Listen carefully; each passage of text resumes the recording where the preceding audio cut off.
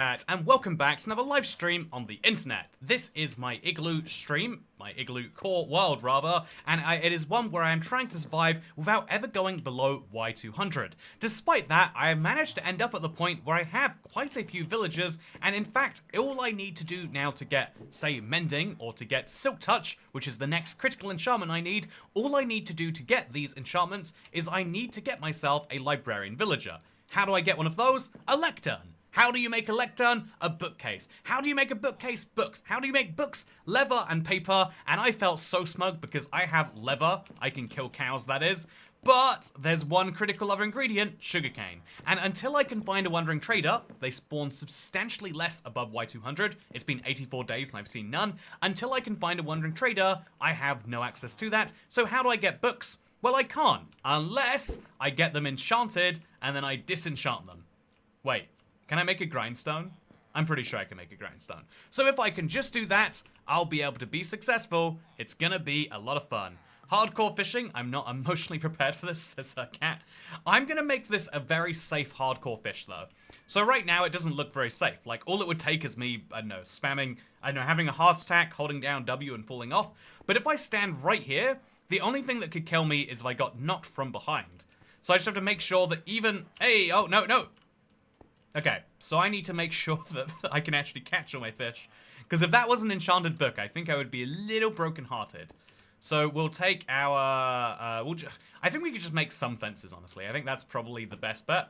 We'll break some of the fences I'm currently using to prevent myself from falling into oblivion. Because I haven't quite finished the ground here. Need some more stone. We'll take some of these fences, and we'll just put them around the pond. So right now... Oh, I got the fish anyway, so... It turns out everything is fine. It is very scary, I'll concede. Playing Minecraft at all at this height is a little bit nerve-wracking, can be said. But the end result is usually worth it, and I think this is one of those cases. So build one more block here, and then on the other side of that, we'll place one of those. We could place more of these, but this should keep the worst things from happening. And then we'll just put some blocks up here, like literal, maybe one block back. We just literally put some blocks over here. We can make them out of stairs or something later, but for now, this should prevent most of the worst things from happening. Then we'll do something similar over here. Just block there, block here, block over here, block over here. And that, again, I think by itself, this should be most of the prevention of bad things happening, chat. I don't know if it is, but I hope that it is. And then we'll place a torch on that fence there. We'll break the ice, and it shouldn't refreeze. And now we officially have a way to fish. So it's a fishing stream. Do you have any floor drinks, Toy Cat? Says Rebecca White. You know, it's been a while since I've had a floor drink. Also, why is your pond so low down? Says Dasher. Oh, really good question. I have a superstition. So much of this world works better the lower down we go. Our tests on the Wandering Trader confirmed that, again, he spawns rarely at Y200, but that's about the right layer. So, the lower down we go, the better things seem to work, just on average. So we've gone low down just as a way to, you know, like, utilize that space. And so now if I ever want to build at Y200, I've got something closer to it. That's the basic logic, put it simply. Also, thank you, Sparky Pup. Toycat has inspired me. I'm glad I've inspired you, Sparky Pup. So yeah, how's everyone going, chat? I'm very bummed out. I went to a bar yesterday, specifically because they had one of those bulls. I want to do one so bad. I did one, like, years ago. Like, I only had, like, one opportunity. I was busy doing other stuff. And it was so fun. It's one of my favorite experiences. But they seem so rare. It's, like, a universally fun experience. Everyone enjoys the idea. But actually being able to do it seems like it's not that common. Anyway, so what we're going to do is we're going to break some of these, just so that if it does rain, it will rain on here. Actually, I'm not sure if that will be true. But yeah, if it rains, chat, I'm going to be very excited. Because otherwise, I'm fishing through the night. I've been, don't forget what almost happened to you with the creeper last stream. Yeah, I am going to be very cautious about that. I'm going to make sure that there is nowhere that can possibly spawn a creeper. And that is going to be my protection. Or I could just start trading for armor now as my real backup plan. But yeah, I mean, I'm gonna be prepared. Don't you worry. I've got emotional plans made, and those emotional plans will keep me very safe. So yeah, the fishing game is, we have a roughly 1% chance of getting an enchanted book, but we also have a small chance of getting an enchanted fishing rod, and that will increase my odds to about 2% chance of getting a book. So I need to fish right now 300 times, but I've also got a small chance of getting a fishing rod, which means I'll only have to fish 150 times. So we've already done 4 fishes, and now we've got it done. Also, Diverge Stealth says, so what's the end goal? There's a lot of work getting as far as you have, being that limited. Thank you very much, Diverge Stealth. Personally, I love the idea of pulling off weird things. Like, I think that has to be mentioned as one of my favorite guiding motifs. But specifically in this world, one of my big end goals, if you want to put it that way, is I would love to, I would love to be able to say that I have a fully functioning world up here with as many unique items as I should be able to have access to. I've had a major surgery, but I'm recovering, and it's great that I have a Toycat stream to help. Awesome, Battery Brains. How is everyone doing today? Would a torch on the fence reduce that? Yeah, I think it would. I think I put another one. Wait, would a torch on the fence melt the ice? Yeah, I'm hoping it would. I don't know how it froze to begin with, though, to be honest, so something went weird there. Speaking of going weird, let's place a bottom slab, and then another bottom... Oh, God! Oh, that's me doing the half slab. Chat, I'm so terrified every time that happens. We're just going to jump up here, and then remove these blocks. So mobs can't go through here, but I can, just in case it comes to it. Back to fishing, though. I need to get as many fishes done today. It's going to be a exclusive... It's going to be a fishing day, because that's what we need. So have you checked on a dupe seed to see where the nearest lava block is yet? I know where the nearest acacia and dark oak tree are. I think that is exciting. It's going to be a 10,000 block journey, but I think that is one worth doing. So I'm going to have to look around every now and then. Do you think I should just build myself like a little safety wall? Like, if I build... Yeah, I think that might be a smart idea. If I literally just put blocks around me so that a creeper cannot sneak up on me. It has to attack me from the front. Ooh! Yeah, salmon! Chat, we love our salmon. You know we love our salmon. Also, that's a creeper. All the way over there. Do you see? It's not anymore. Minecraft's reminding me that everything's a hallucination if you think about it wrong. So if I build this, chat... No, that's kind of a bit too far back. But if I build that, the creeper can't get me from behind. It can only get me from the side. And then if I build another one on the other side, it can only get me from the front.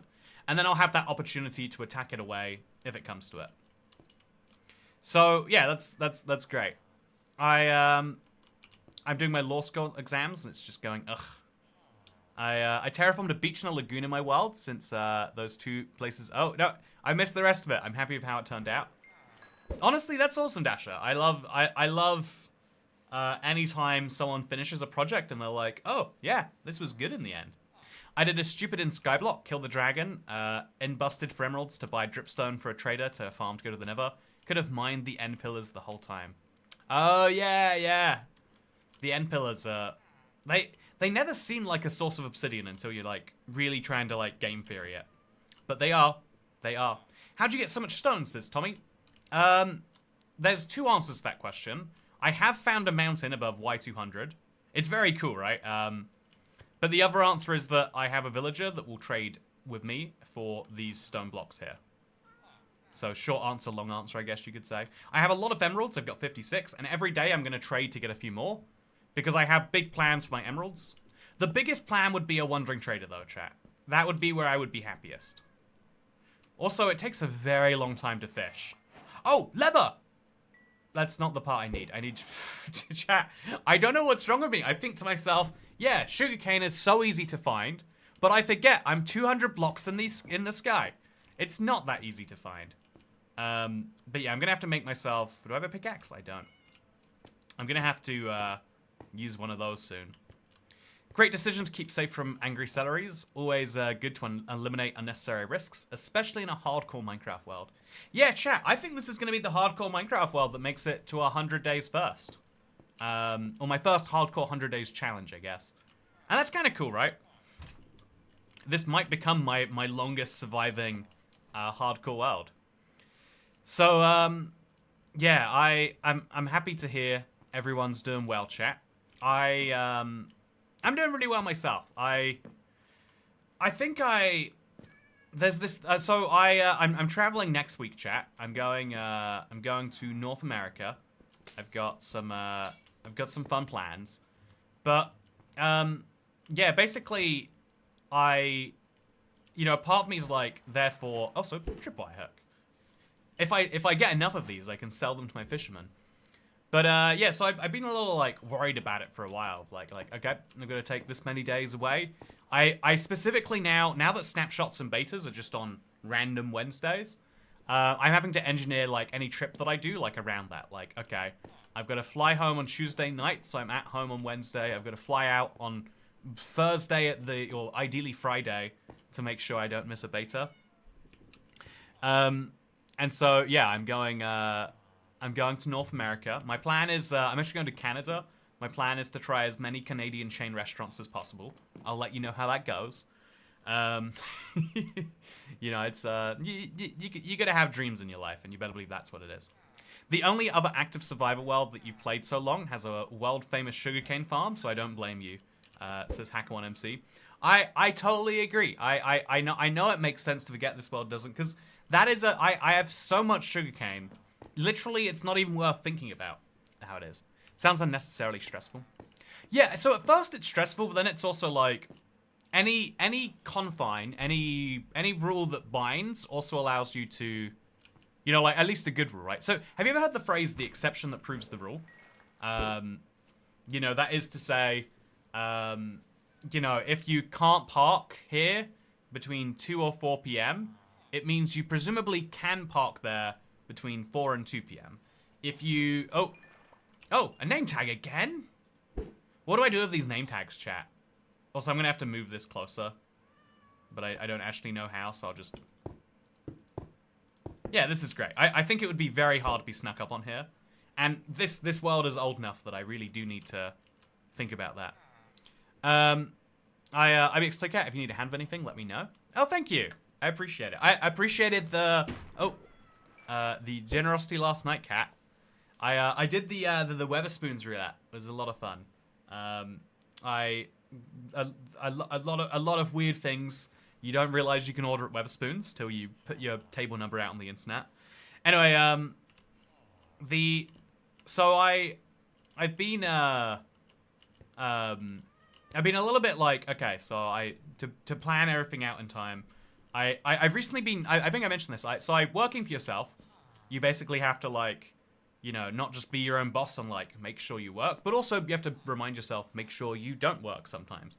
Make sure you take, I don't know, like, your birthday off, or make sure, I've been recently getting into taking weekends off, but then nearly as soon as I got into it, it's like, okay, but some weekends news comes out. So like now it's like I try to take 1 or 2 days off every single week. I try to make it 2 days if I can. Try to have that like 5 days on, 2 days off schedule that people like. For most of YouTube, I don't think that's been functional, but I think we've gotten that recently. But then if it's like, okay, but I'm going on a trip, a part of me's stressed because it's like, oh, but I can't do the weekend thing. I'm ruining my own schedule.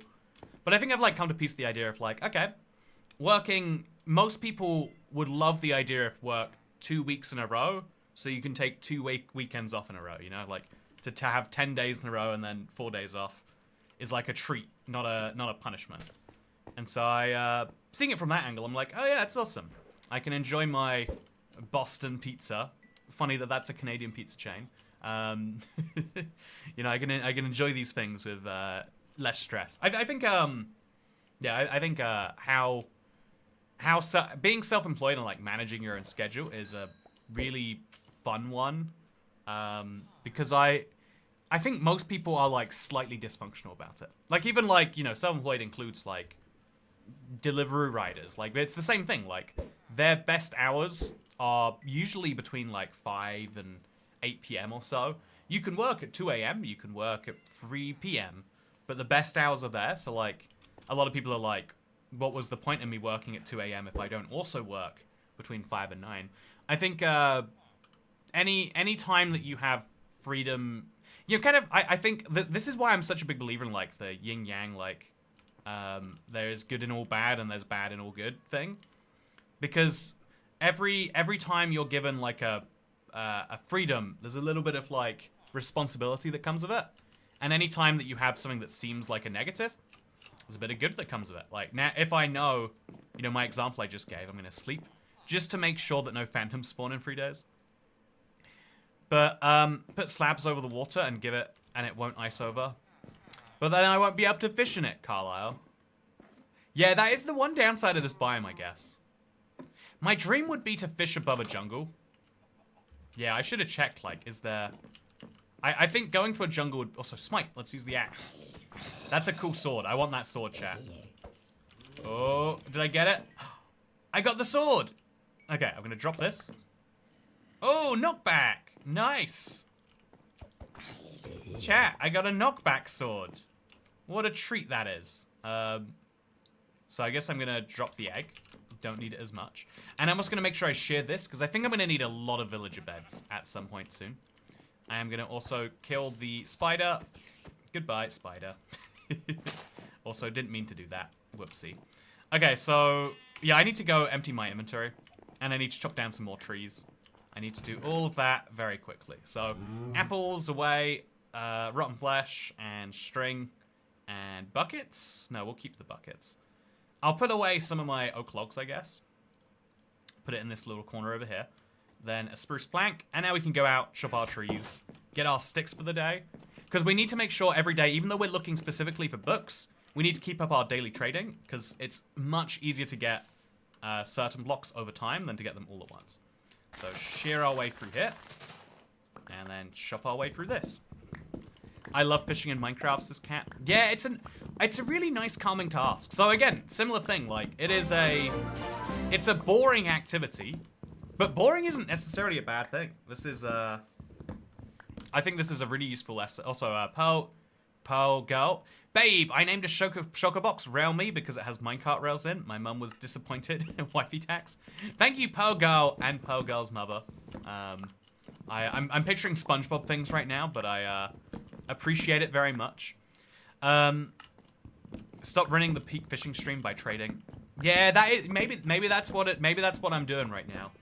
But yeah, I think every boring activity, you think it's bad. Like, oh yeah, they're so boring. Boring is a bad thing.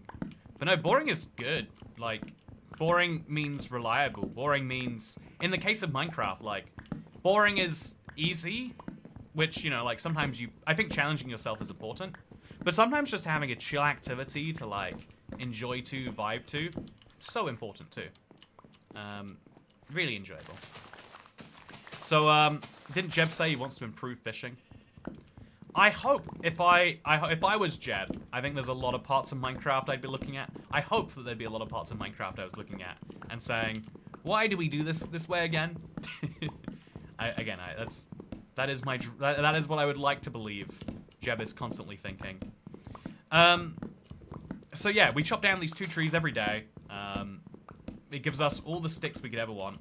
And eventually that means we can get all the trades we could ever want. Because I'm going to have to buy a lot of armor to get to the armor I want. I'm going to have to buy a lot of books. I'm going to have to buy a lot of things like that. There's a big emerald cost to just existing in this world. And I need to be ready to pay it, I guess is what I'm saying. So spruce saplings down. And then grab some more spruce saplings. 1, 2. Do I have all of them yet? You know, I don't need all the spruce saplings. I'll plant the rest when they're ready. And we'll also shear this sheep, because again... Oh, so, what the... I can't believe this place is as weird as it is. Oh no, I accidentally got rid of the 1 piece of grass that remains. So I need to take my dirt, not that I have any, because it's a very dirt-limited world. So, throw away the snowballs.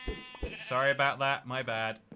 Throw away the snowballs, and then we're gonna take the risk, put the spruce slabs below the... Oh, I can't do that. I need to break some of this so that grass grows in its place, chat. That's very tricky to do right now. So I'll place that down there, and I'll break this dirt block so I have it ready. And then I'll break this and immediately place another one. Perfect. Then I'll grab this dirt block, break this, and immediately place another one. Perfect.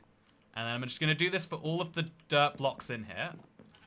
And eventually, slowly but surely, we should end up with a properly grassed pen where we'll actually be getting back our sheep. I don't know if it will actually work, but that's what should happen. This is like the laziest sheep pen I've ever had, chat. But you've got to admit it has some charm. Also, I can't afford to lose a single dirt block ever. They are all too valuable, which is, you know, one of the joys of this whole thing. So let's now put the dirt block here, I guess.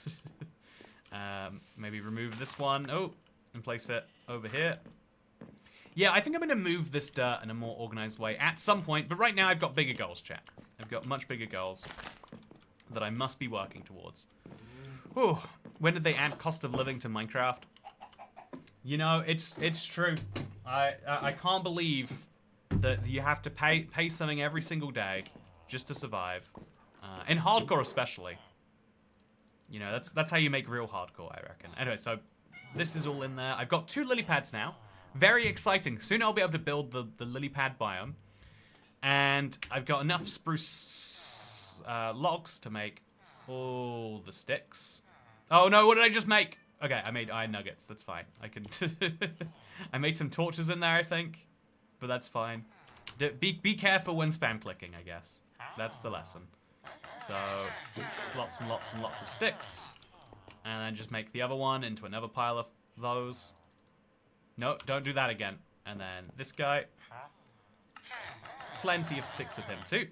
And, yeah, now we've got 80 emeralds here. But I'm just trying to build this stash up. Again, for a reminder, this guy requires me to buy so many boots from him.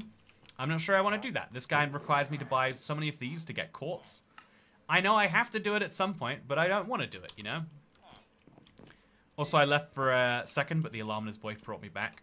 I'm sorry to distract you there, Xavier. It almost seemed very important. Okay, let's get back to fishing. We've done our daily task. Every day we've got to do that before we get back to our fishing. Yeah, you accidentally made 32 crafting tables once. To be fair, that's the right number of crafting tables. But yeah, I'm really excited, chat, because every time you get an activity which is, like, boring, is an opportunity to have a, like, good chat. And I feel like it's been a while since we've had one of those. Like, oh, so soon. Whoa! Not just enchanted, correctly enchanted. It doesn't have mending on, so when it gets really close to dead, I'm gonna let it go. But chat, sorry, I'm definitely the alarm in that is gonna, or the excitement in that has brought Xavier back once more. Apologies. But yeah, that is exciting. What a find. Like that incredible that quickly. It's not Luck of the Sea 3, which I think is the max level, but it is unbreaking and it does have lure, so my fishing is going to get a lot faster now. I mean, I say that now, but how much faster is my fishing really? Not looking that much faster, I guess. Yeah, maybe. Oh, okay, name tag. So I'm gonna break these again just in case it's relevant. I'm pretty sure it shouldn't be, but you can never be too superstitious in Minecraft. The superstitions are what keep us feeling good. Oh, whoa, wow. So that's good. Okay, the fact that that happened even once makes this fishing rod great. But yeah, having a nice long chat would be good, chat. The whole reason I started this YouTube channel is or one of the whole reasons rather I started doing this style of commentary. I should say, if we're being more precise. We've all seen my original RuneScape video at this point because YouTube republished it. But yeah, when you're like doing like a repetitive activity, I feel like that's what like activates your brain. Oh, water bottle.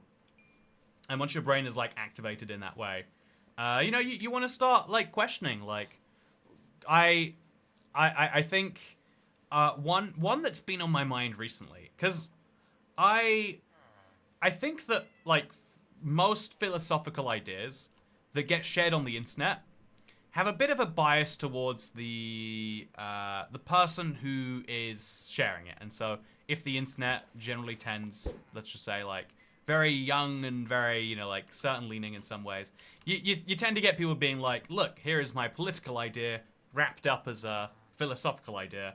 But I think what is way more interesting is when you get to, like, the fundamental questions of, like, what what is ownership? You know, like if I have a cat, right? If I own a cat, and then you steal that cat from me, you literally grab it from my hands, run away, and I go, "Stop that man with the cat!"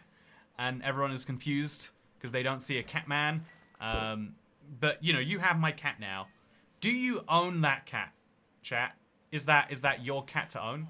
Did I ever own it to begin with? You know, like when it comes to like living beings, it gets especially murky. But even just imagine like, you know, my Xbox controller, or rather, you know, okay, here's a fun one, chat. I've got the perfect example of this. My this Xbox controller is from a please don't steal me. It's my cat, chat. Try and run away with her. Oh, there we go. So I could make mud. Right, yeah, a water bottle actually changes a lot. That water bottle's a big deal. Surprisingly. But yeah, no one owns a cat full things. So if you steal something, it's yours, as messed up as that is. See, but then why? So like that is actually a point of debate, Dasher. You know, it's in your possession, but is it yours? Like similarly, if I lend you something, so oh no, I missed it. So this was lent to me by Jacob. He's a subscriber and a friend of mine from Vegas. Lived in the same place as me. I needed a controller, and he's like, "Oh, I have a controller I'm not using. You can borrow my controller." So do I own this controller that he let me borrow, right? So in the first instance, no, it's in his ownership, but in my possession, right? Which is already then starts to raise the question, because, you know, really you could argue this is Microsoft's ownership that they let you use. That the only reason you have this is because they let you buy it from them. But the moment you involve money in that trend, oh, wow, loyalty free. What a bizarre, this is such a rare book, chat. Like, it's such a good one too. Actually, I should start making like a drowned farm, shouldn't I? Like, if I got a trident, I think I want to keep this book, chat. Oh man, I really want to keep that book. It's a good one, right? It's a really good one. Okay, so I'm running out of food, by the way. So I've got my butcher. I buy rabbit stew from him. I eat the rabbit stew, and then I buy more rabbit stew from him. It's a good cycle we've got going on. So yeah, I know it sounds like legalese to you here, Xavier, but it is an interesting point about like we acknowledge that sometimes when things change hands, that is a change of ownership. But sometimes it's not. Sometimes the ownership stays the same, but who is on it changes entirely.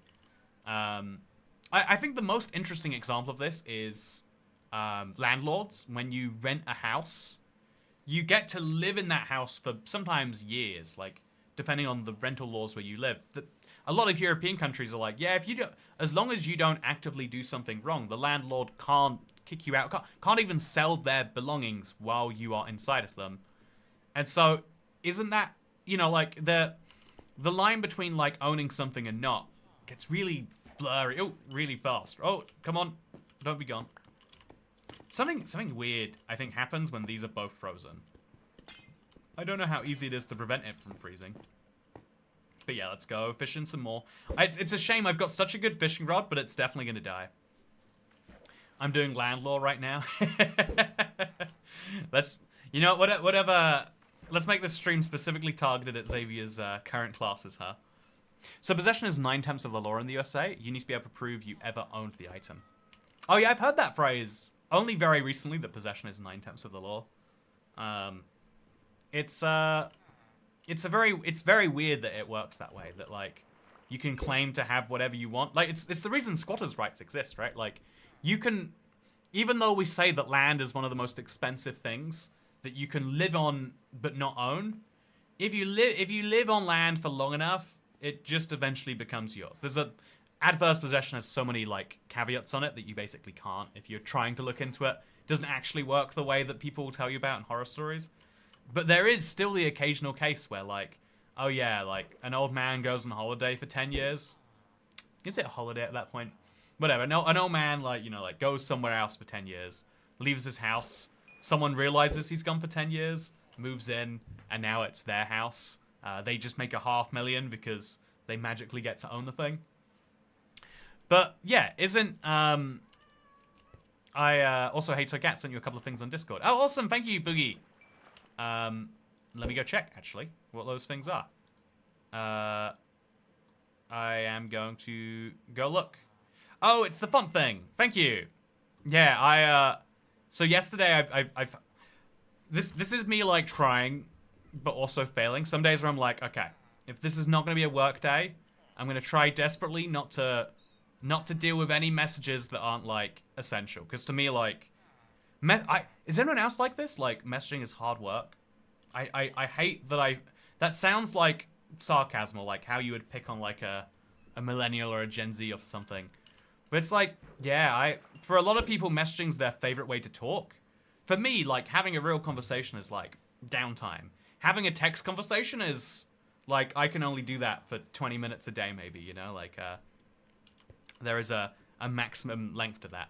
But yeah, so the way that like owning something works is really weird. And once you really dive into it, you realize like, some people will take that and say, we can't own anything, man, because what does it mean to own something? Oh, ownership is such a human construct, I guess is what I'm saying. But I also think of that as like, isn't it crazy we just invented ownership? Like, even maths, there's an argument about whether we invented it or discovered it. But for most legal rights that you think of as being, even if you don't think of them as existing necessarily that, you know, you even though if you don't think of yourself as owning anything that fundamentally, if I say to you, I own this controller, you go, yeah, of course you do. Even if I want that controller, you have that controller, and so I can't take it from you because you own it, right? Even if you think that I bought this controller with ill-gotten gains, the proceeds from a cat gambling ring, even if you think that I am a bad person, you know, because of the moral complexities that I've raised regarding, you know, even people's characters, no matter how good or bad you think I am, or how you think I obtained this, as long as you think I didn't obtain this in an actively bad way, because if you're curious, the interesting story behind this is I borrowed a controller, again, friend Jacob, and he was like, yep, just when you give it back, sign it, and that'd be great. And so I mentioned like multiple times before I was leaving Vegas, like, I am leaving Vegas, please let me give your controller back. It's green, it's not like the color I would have necessarily gone for. He didn't get back in touch with me. I now have his controller. I'd be very happy to work out how to get it back to him. But at what point does it become my controller? If it wasn't my controller when he lent it to me, it's not my controller just because I leave, is it? You know, at what point does it magically become mine? Is there a 7-year rule where 7 years from now? Or is it that if in 50 years Jacob asks for this controller, I have to make sure that I have it on me so that I can give it back? You know, because I think ownership and possession are different. See, Chad, ownership and possession are different, but at what point does possession become ownership? Right? They're both made up constructs. But at what point does one become the other? Without ownership, so many things couldn't exist, like trading card games. Oh, trading card games would be so much better, Ken. Think about it. You would all have all of the cards. I guess you have to own your half of the... You have to say you own this deck and you own that deck. You could make a way cooler card game, though, where you say, nah, every turn you get to decide... Like, imagine this, right? You both build a deck, and then when you get to the table, you get to choose whether you draw from your deck or the opponent's deck. Like, you'd have to put them in different covered... You'd have to put them in different, like, covers, or, like, have different backs or something. But it'd be cool if you could draw from your opponent's deck, and then you'd have to think to yourself, like, okay, who's got a better card for this situation? Him or me? Also, is that a zombie villager? Oh, it is. If I got a witch and a zombie villager, I could do some things, let me tell you, chat. You own something if people believe you own it. So, make sure you're around in 50 years. Oh, okay. You know, it depends how long you've had it, plus the last communication. Yeah, I think morally speaking, emotionally speaking, right? I think that definitely there's an amount of like, if you make an attempt to give something back earnestly, after a certain point, it becomes yours.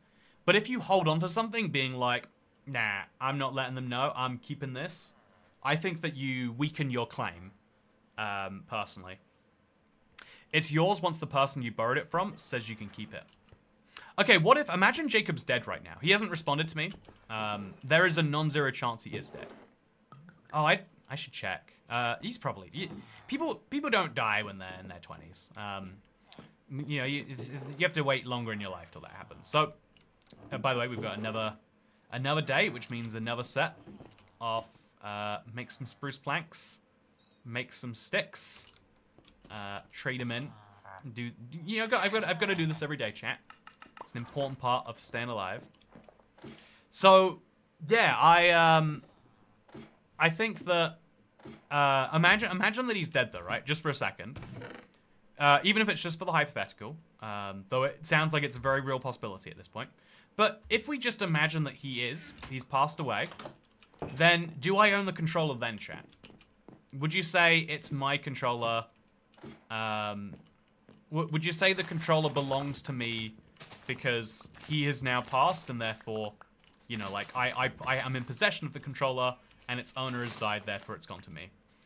Because I would still say, like, well, if you're thinking about it on a real strict ownership level, where you can only own things if the owner gives you, only if the owner transfers it to you, then that controller becomes his next of kins. Like his, you know, if he has a wife, it'd be theirs. If he has children, it'd be theirs. If he has neither a wife nor children, there's, what's it called, like interstitiary rules. Like there are rules that govern. If he had, you know, 50 grand in a bank account, the bank can't say, that's ours, we hold it, right? You would find that messed up. You would say, that's not okay. So, you know, if he had, therefore, in the same way, you can't just say that it's okay to do things because it's less money. You know, if it's just 50 quid in an account, you would still expect the bank to give it to his next of kin. And so unless he's clarified in his will somewhere, what's he going to do? Sue you? He's going to spend more time getting it back from you, so it's yours. See, but then, Xavier, then, I think your message is right. No, your message is right. Your point is right, but yet the way you're wording it still feels, like, needlessly aggressive. Like, I think if he wanted it, he could have it, right? But is that, you know, like, I don't know, there's a lot of things that I would give to people even though they don't own them. Like, if someone needed to stay, like, desperately on my, you know, in a spare room or on my sofa, I think I would let them do that. But that doesn't mean they own my spare room. They have a permanent, you know, invite access to it. But does that mean they live there? So, it also depends. If you're responsible for his death, you become the rightful owner of the controller, and someone else has to kill you to take it from you. I only learned recently, don't ask why, but if you kill someone, you're not allowed to benefit from their death. I think you're not allowed to be in the will of someone that you've murdered. Which, you know, I have mixed feelings about. I wonder if you write a will that says they can be, if they would overwrite the law for the will of your, you know, the will in the sense of, like, you know, what they wanted. I've got lots of questions, not a lot of answers. It's like how when a company inherits a copyright and immediately attacks the world of creativity relative to its deviations, derivations. Yeah, I remember back in the day, companies would buy other companies specifically so they could, like, so like Apple owned the copyright for the idea of an alarm on a mobile phone for a dumb amount of time.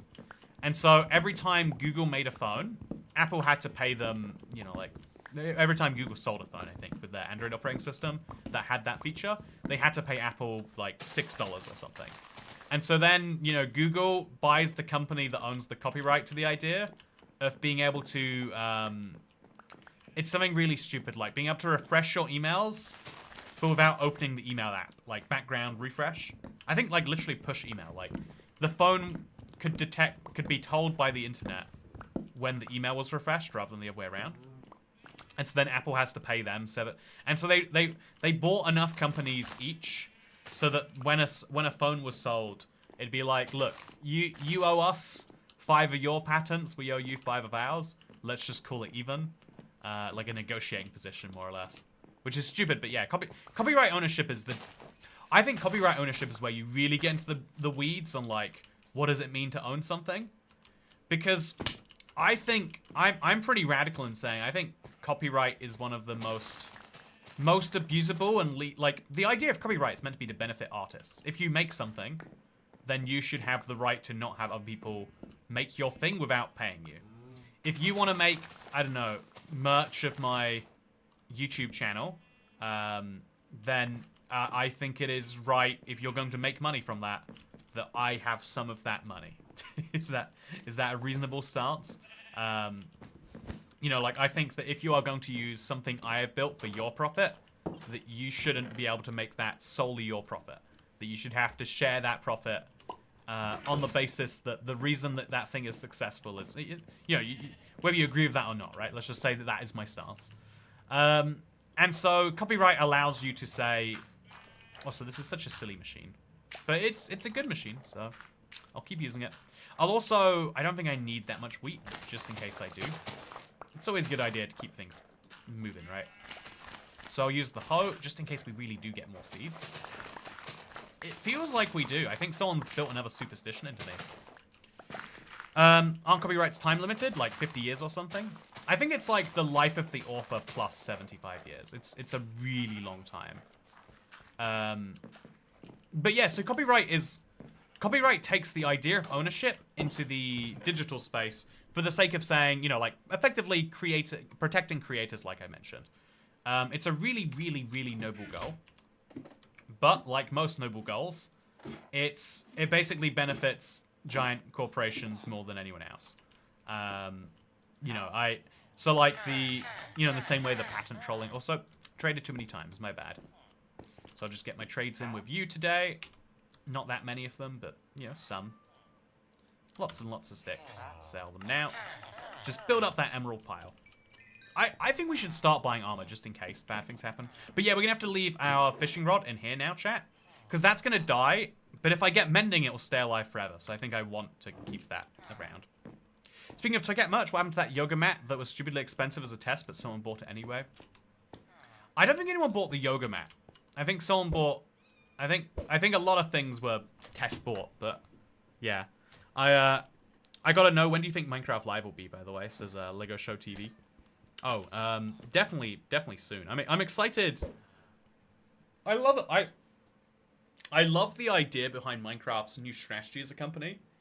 And I think they're winning over the community. They haven't won me over yet, though. I think the next update, I might just start calling it 1.22, chat. I know that it's probably 1.20, 1.90, but I think Mojang needs to start calling it 1.22. Me and one other guy got the leggings. Yeah, yes, true. Yeah, there are 2 pairs of leggings in the world. Cat is that's a very rare piece of merch you own there. Disney isn't the only company that lobbied copyrights to change, but they contributed heavily. Yeah, I don't like the myth that, like, oh, it's all Disney's fault. But also, it is, you know, in large part Disney's fault. So again, this is the ownership idea, but taken to its most, like, abstract. What if you could own an idea? What if I own this controller, right? The reason I own this controller is because I physically have it. But I own this house not just because I'm physically in it. If I was kicked out of my house, if someone breaks into my house, then they don't physically have it anymore. Even if someone were to come into my house while I was on holiday, because I left the door open or the windows open, if they came into the house and then I left for, let's just say, for 6 months, if I come back after 6 months and then I call the police and say there's people in my house, the police will kick those people out of my house. Even though it's theirs, right? They've been living in it. They might have set up, like, their whole life in there. And they wouldn't have had to commit a crime to get in if I leave the door open. I actually think the police might find it harder to kick them out if they didn't commit a crime going in. But, like, the police would have no reason to believe that they went through an open window or whatever. Anyway, but you get the idea. The police will protect my ownership of my physical thing. You know, the system of violence and, you know, whatever you want to call it. By the way, Kaiserin, here's some kebab money. I think it's interesting that some people call them kebabs. Like, where does that come from? I would love a kebab, by the way. I would love a lobster roll. It's been... Chat, this is the problem with not having days off. I think I'm going to have to take an evening off this week. You know, are there any lobster rolls open right now? I bet, no, it's probably tomorrow. I think I might have to take a day. Just head to the place where the lobster rolls are at. Just got my ticket to the Minecraft experience in London. I'm annoyed at the bag size limit, though. A4 is too small if you have to travel without a car. Oh, General Delogu. I just think this is fascinating. So the how to get there directions for Minecraft's experience, they literally say bike or take the train. They don't even tell, like, a lot of events in the area will tell you, like, you know, you can take the car and, like, you got 3 hours max. I did something that's, like, adjacent to it. There's a Taskmaster experience there.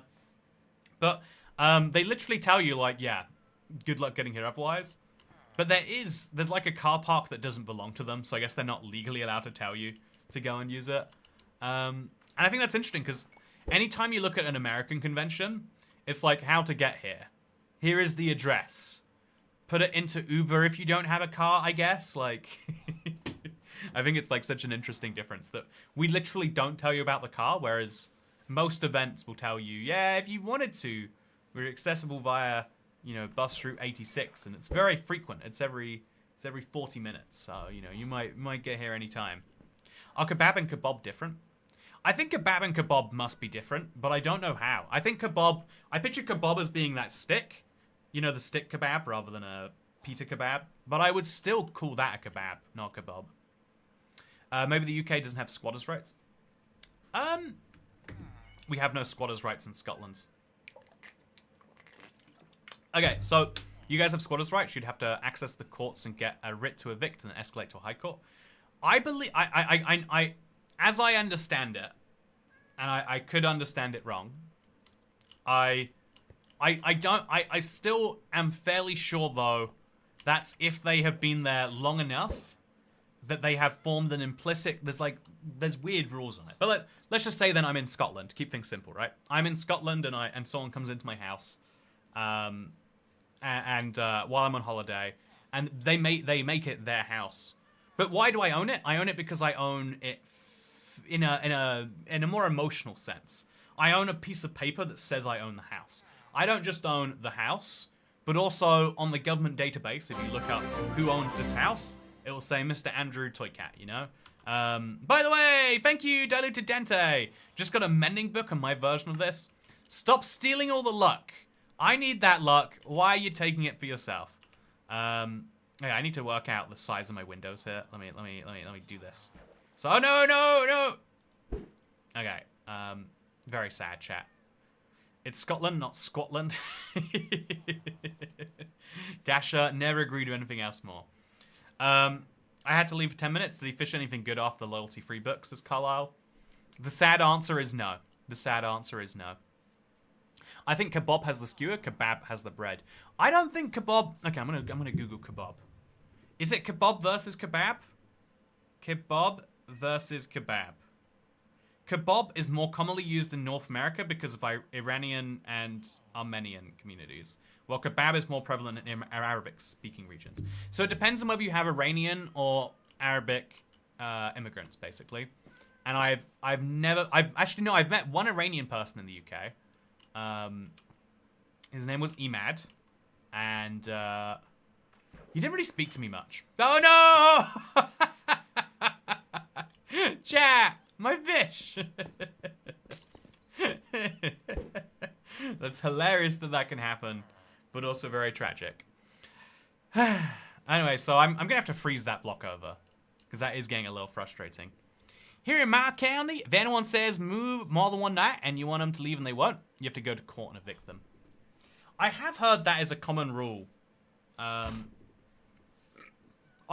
know it varies so much. Like, I know if you're a landlord, that rental rights are pretty powerful here. because that's the most normal way that you would legally be in someone else's house. But anyway, so the idea is, right, I own the piece of paper that says I own the house. Even if you have to go to court, right, that's still saying eventually the court system will evict them. They're not saying right now, but eventually we will. And that's really weird, right? That the court can say, even though these people have their stuff in it and live there and own it, you own it because on a database or a piece of paper or something somewhere, there is a record that you own this. So when you think about that piece of paper could start to apply to anything. Like, if we agree that you can own things, not just by physically owning them, but because a piece of paper says you do, you could own, like, a piece of a company. Like, I own 100% of Toycat, you know, Incorporated, let's say. That's really easy and clear. But what if me and two friends pitch in 100k each to open a McDonald's? Who owns the McDonald's? Whoever is physically in it at the time. We have to have trust in each other that one of us won't run away with all the money, or, you know, like, or what about, like, a bank account? How, when we get paid, you know, the money from selling the physical McDonald's, whose bank account does it go into?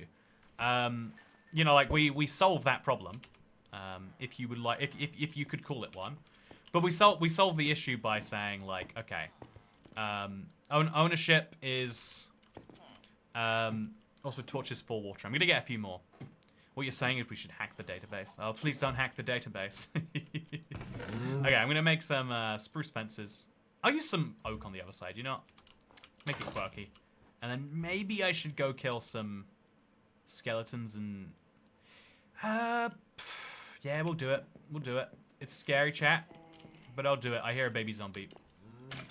Okay, so I'm gonna use the axe because it does have smite. Oh, I just got a carrot. Nice. I do love to see this, chat. Just a little nice find there. And yeah, we'll go put these away. I think having bones is, like, fairly novel in this world, but I'm particularly looking for string. I think I might need a lot more of those, so I'd like to be better prepared. Should we chop down a tree while we're here too? Let's do it. I am already at the tree, so I might as well chop down the tree. Oh, a zombie villager and a zombie. Okay, so I'm gonna place down a torch there if I can. I cannot. Can I place down a torch over there? That works. Yeah, so imagine if you can own, if you can own anything, you start to build up, like, concepts of, like, what if I could own a third of the McDonald's? And, like, that's an entirely legally valid thing to do. What happens if you want to make changes? You need at least 2/3 of people to agree. The majority shares. Like, who owns the physical McFlurry machine? Well, you will own the McFlurry machine. But you can get even, like, more abstract than that and say, like, I specifically don't just own I don't own 1/3. I own 1/1000th. And then you, by having a piece of paper that says I own 1/1000th of this company, and that piece of paper being verifiable in any way, you've now created the very means. I could die if I messed that up, actually. Just for that one little creation there, right? You create the means. So I'm going to have to use this to get up. Just that one invention, it creates the means to create, like, you know, publicly traded companies, investments. All of a sudden, it becomes, you know, possible to invest in things without having to know the owners. So you don't have to invest in things that you happen to know. You can invest in what you think is good. If you want to invest in, say, green energy, you don't have to make friends with a solar farm owner. You just find a green energy company that's willing to sell you some of their company or, like, some of their profits in exchange for it. You know, even the idea of, like if you think about debt as a concept, it's kind of ridiculous. That was what I was looking for, though. It's kind of ridiculous. It's like, yeah, here, I'm gonna give you money, but I'm gonna, like, you have to legally give me money in exchange for that money. But that money can be in the future, whereas this money is now. I'm just gonna eat my rabbit stew. I would like to do that. I think it would be pretty safe. Yeah, I should replant the tree, really, but I'm not sure that I'm going to, chat. I'm just not sure that I'm going to. Okay. Pick up the rotten flesh, or not. Put it all away. I definitely have to go to sleep if we can in the next 20 seconds. I suspect we cannot. We cannot. Whoopsie. That's fine, though. Okay, put this all back away. Those away here. Those away. Those away. Just all the garbage, slowly. And I'll even put the stone sword away, I think. Like, does this need to be out? Probably not. Counter-argument, I really, really want coffee. You know what? Who's to say that you shouldn't have coffee? You know, aren't you the decider of what is good for you? And if you decide what is good for you is to do something that some people would say is bad for you, then you should do that thing. Is coffee at midnight ever a good call? Who's to say? But how can you be a coffee-loving lesbian if you don't? What if we could buy shares of music and videos? Oh, okay, that's where it gets... Okay, you know... So that is kind of the next level down then, right? So if you can buy the rights to a company, and you can buy the rights to money in the abstract. Because you literally can. Like, you can own... I can own the rights not to a percent of the McDonald's, but a percent of its sales, let's say. And we can say, yeah, if McDonald's sells more than $1,000 a day, or let's just say McDonald's sales, I'll get 1% of their sales in exchange for, you know, the equivalent of 1% of their sales for 10 years up front. You know, you can sell money now for money in the future via this ownership contract where legally it is enforceable. But then you can go even further and you can say, what if we own concepts? I own this live stream that I'm making right now, chat. I don't own the video game that I'm playing. I don't own the tools that I'm using to create it. But I own the creative process that has allowed this to exist and for you to be able to hopefully enjoy the stream. I made this. Coffee Loving Lesbians is a good band name. I agree, Darren. So if I can own all of those things, if I therefore own the creative process to making this video, that's not just good for me because now I can own something. It's also kind of good for, like, you know, in theory, it's good because it allows me to start making investments. Like, I can now start to get those, you know, I could start to spend money on this knowing, well, I now have the exclusive rights when I produce something, which means that if YouTube wants to play ads on it, they have to pay me money. It means all these things. If someone wants to use my face to make merch, they're meant to pay me money, etc., etc., etc. Like, having ownership of something is really great because it means that you can then benefit from the things. Yeah, I think the interesting quirk on the endgame of that is, like, so what if you, like, part own a creative work? The idea of, like, what if you can buy shares in a company? Why not shares in a song? You can buy shares in a song, weirdly enough. I forget the name of the website, but you can... A song is worth... This is wild to me that this is true, but it is, chat. So let's say this video right here, this is going to be a live stream that becomes a video that maybe 5,000 people will watch, if we're just picking a number out of thin air. So if 5,000 people watch this video, let's hope they do. But let's say they watch it over the next 5 years. Let's just say 5,000 people in the next 5 years watch this video. It's not going to work this way, but just say, let's imagine it's evenly distributed. 1,000 viewers a year, and those 1,000 viewers a year are worth $2, you know, per year, basically. So this video is going to be worth $2 a year for the next 5 years, right? So that means I will eventually make $10. But what if I didn't want to have $10, but over 5 years, I wanted to have that money now, and I didn't mind only getting 9. Well, you could buy shares in this video, and that's how it works with music. The music sales work the same. When a song comes out, you might get hundreds of thousands of sales.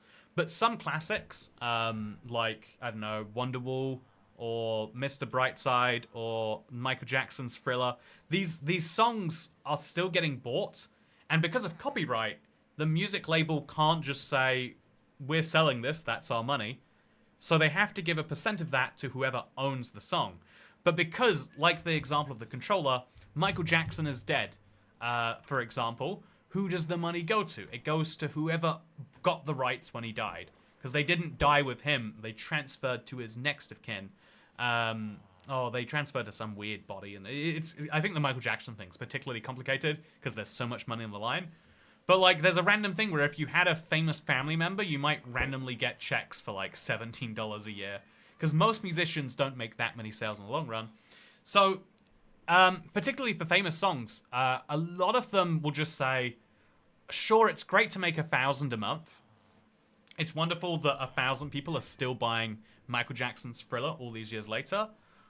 But rather than having 1,000 a month for the next 50 years, that would be 12 grand a year, 600 grand over the next 50 years.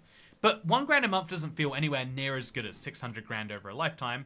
So you could sell someone that 600k, you know, like kind of coupon effectively for like, you know, 490, 550, whatever. Like, you can pick a discount value for it, and you get this big lump of cash, and then someone gets to own Thriller.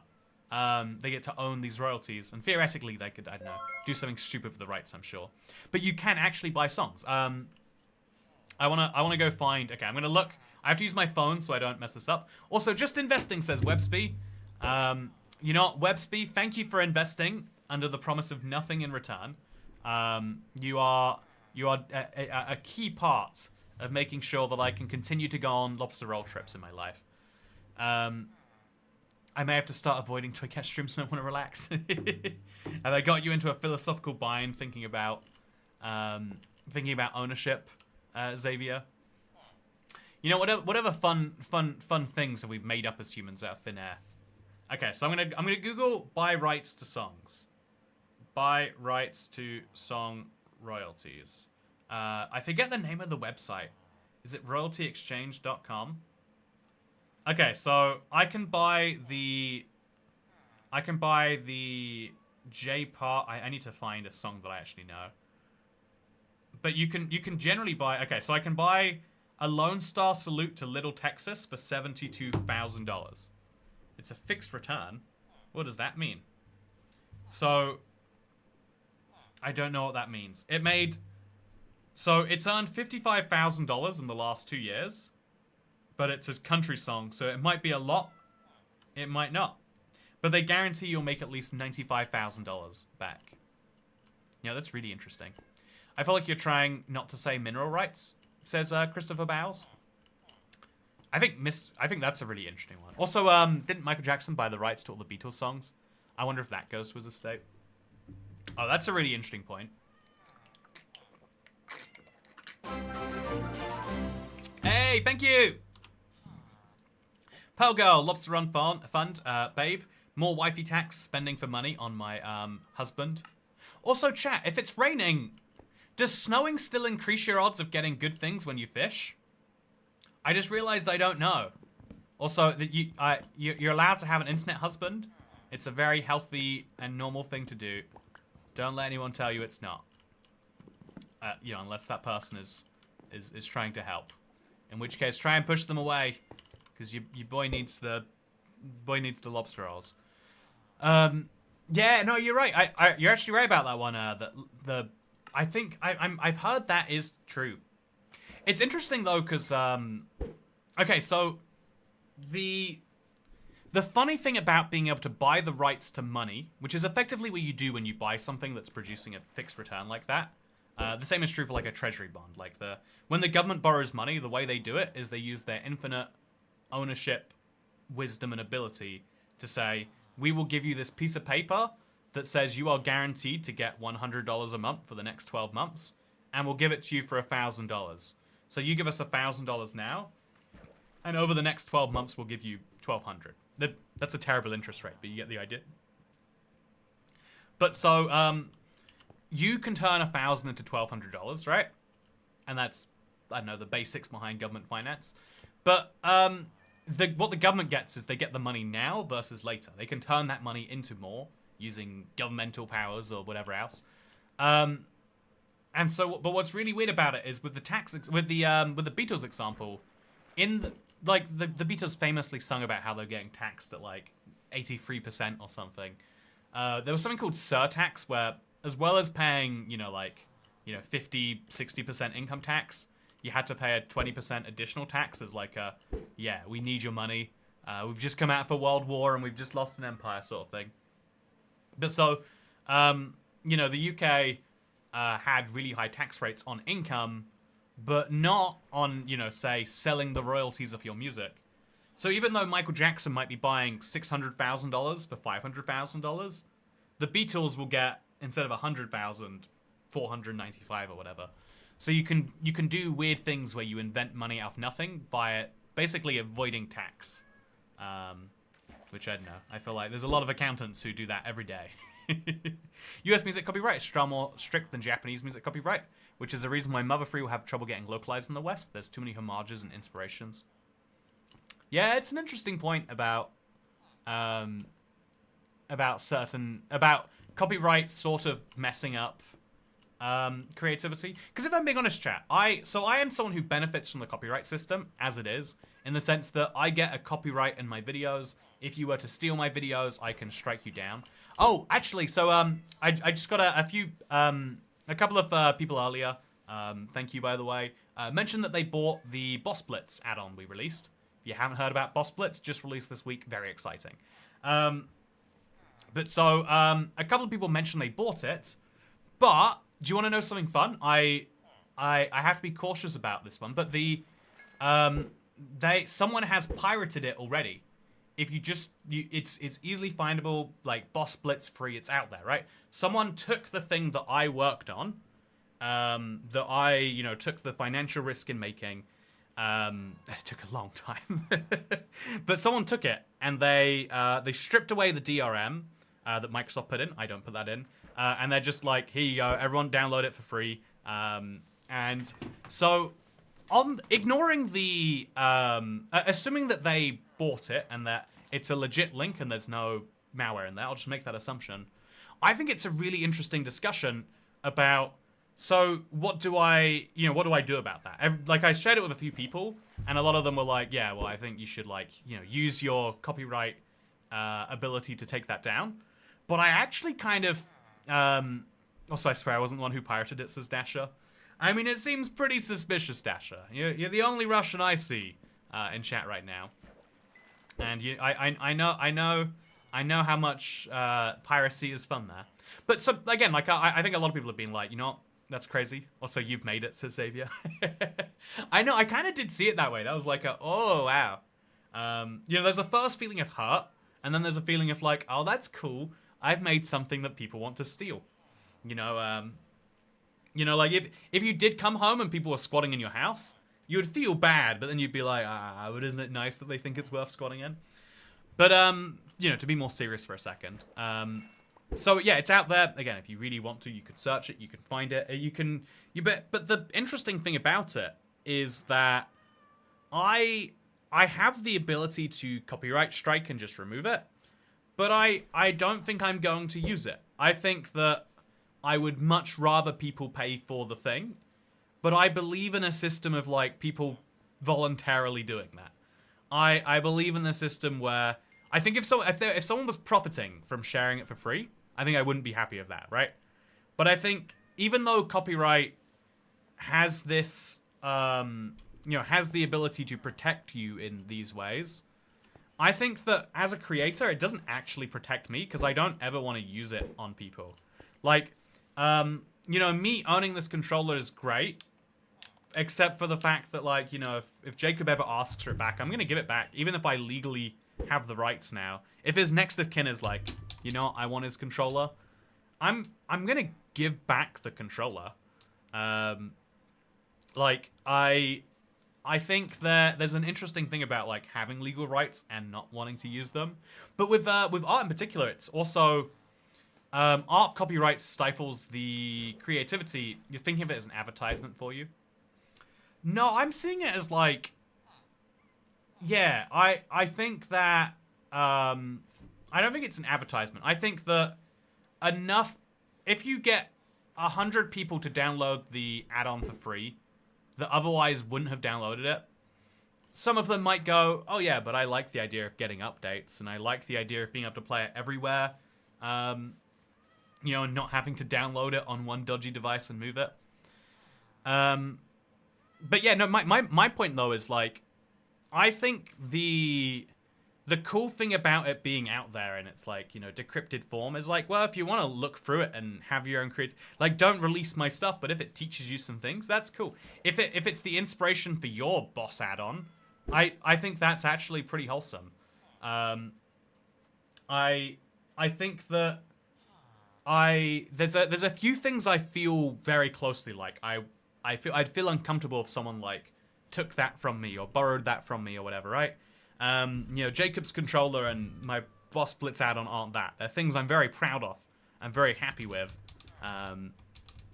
C418 is an example of why having your rights is important, even if you don't intend to go out making copyright strikes.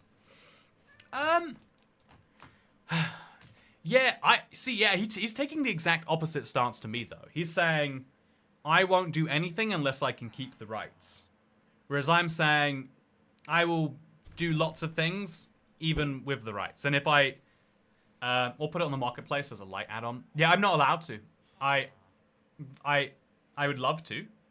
As of 40 minutes ago, he's alive. Unfortunately, you could still claim back his controller. Okay, I've changed my opinion on copyright. I think that if you own something, you should get to keep it forever. I'm going to go make a copy. You should support indies if you can, but the culture shouldn't only be available to those who can afford it. Yeah, Great Owl Master, I agree. Even, not going to say the N... I guess not saying the N word, is it?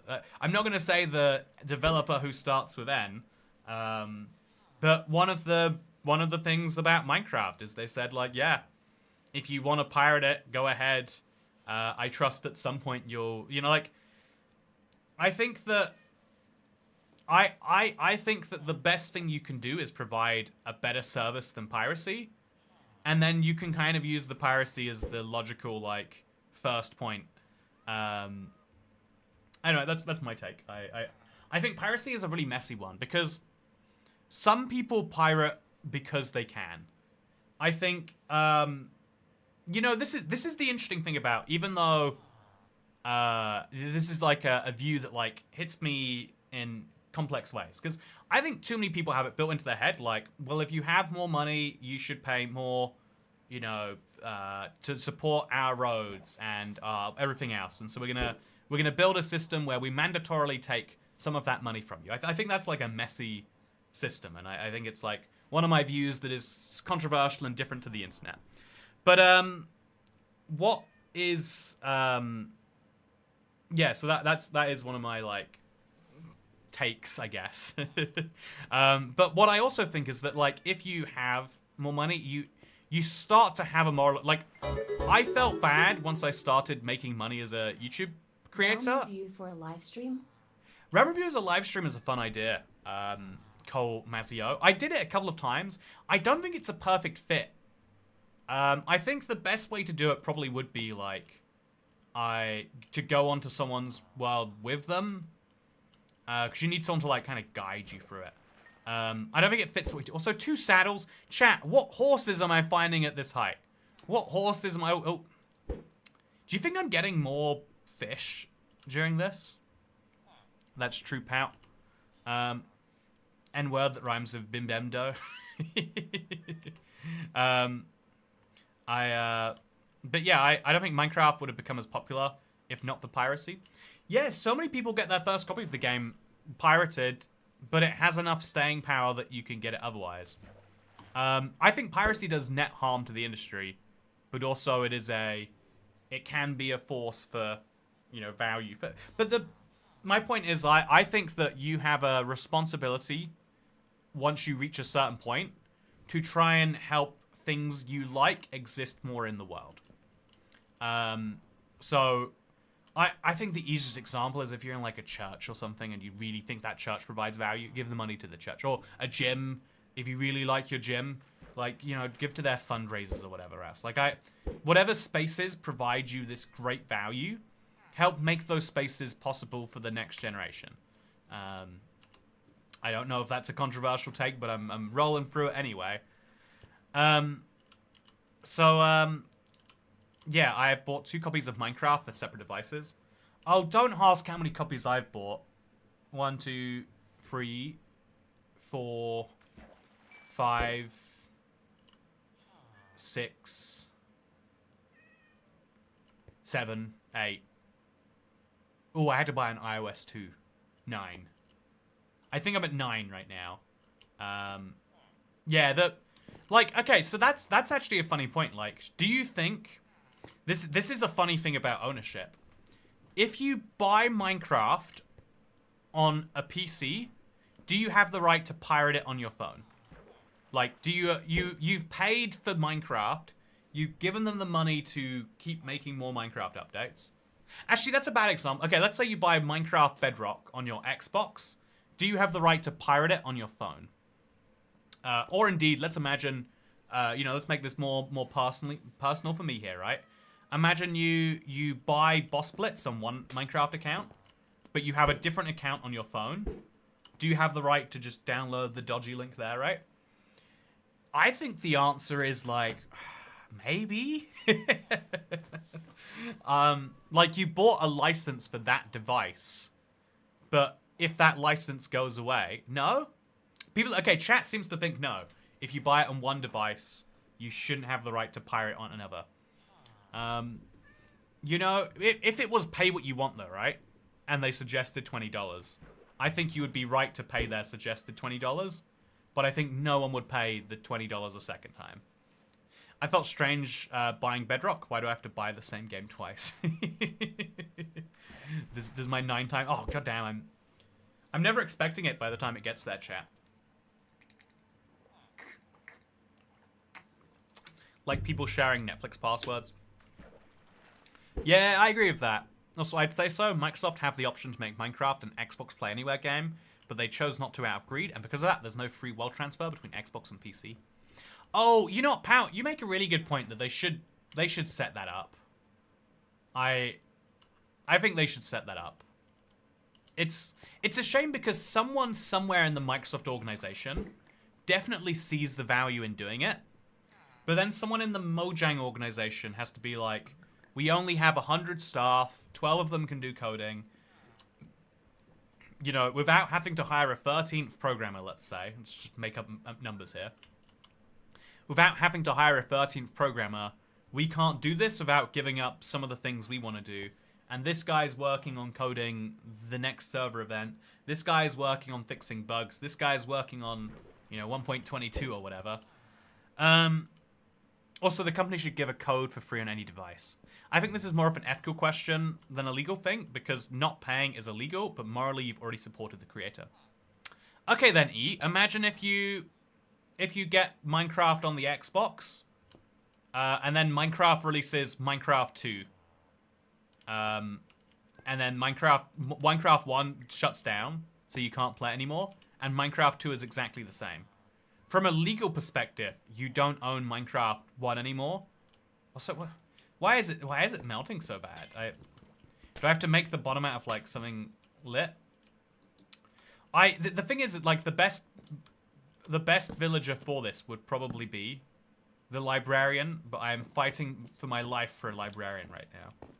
I think I'm going to make the grindstone now. If I need the grindstone eventually, we might as well make it while we can. So the grindstone recipe is grindstone. I need 1 stone slab. Okay, yeah, it's really, really easy. Do I have 1 stone slab? It's going to be pricey, but... Oh, wait, here's 1 stone.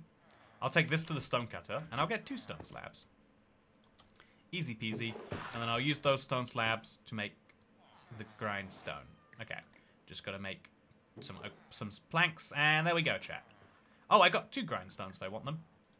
Okay, very lovely. Are you excited for me, chat? I'm gonna have a grindstone villager now. So I'll put this here. Is it gonna be you? Yeah, it is. So this is my new grind. Oh, he's a weaponsmith. I can buy. I should have just bought iron axes, chat. Now that I've got the diamond axe, I'm never gonna go back for the iron one. But yeah, I think honestly I could keep re-breaking this. If I had a pickaxe. I'm gonna... What do you think the sword will eventually come with like a really cool enchantment if I keep going? I kind of want to know, chat. I kind of want to know. So let's break it. And then let's pick it up again. And see what that does. So right now he's selling for 17 emeralds an unbreaking sword. But if we try again, it's unbreaking at 7. It might only be unbreaking. It might be like he's designed to only give questionable swords. Oh, looting! Okay, so you can eventually theoretically get looting from him. Is that worth going for? We need a fisherman. You know what, Mr. Fisherman, could you fish for me? I would really love it if you could. Anyway, so let's grindstone's one of those recipes I'll never learn.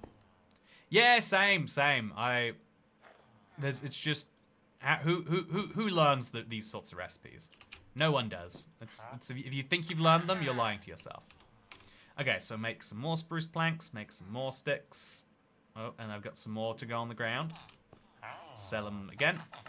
Just get a few sticks done today. Again, as long as I'm making progress, I don't necessarily need it to be the most every day. I'm just very aware of the fact that I can only get 20 emeralds a day. Might as well get 20 emeralds a day.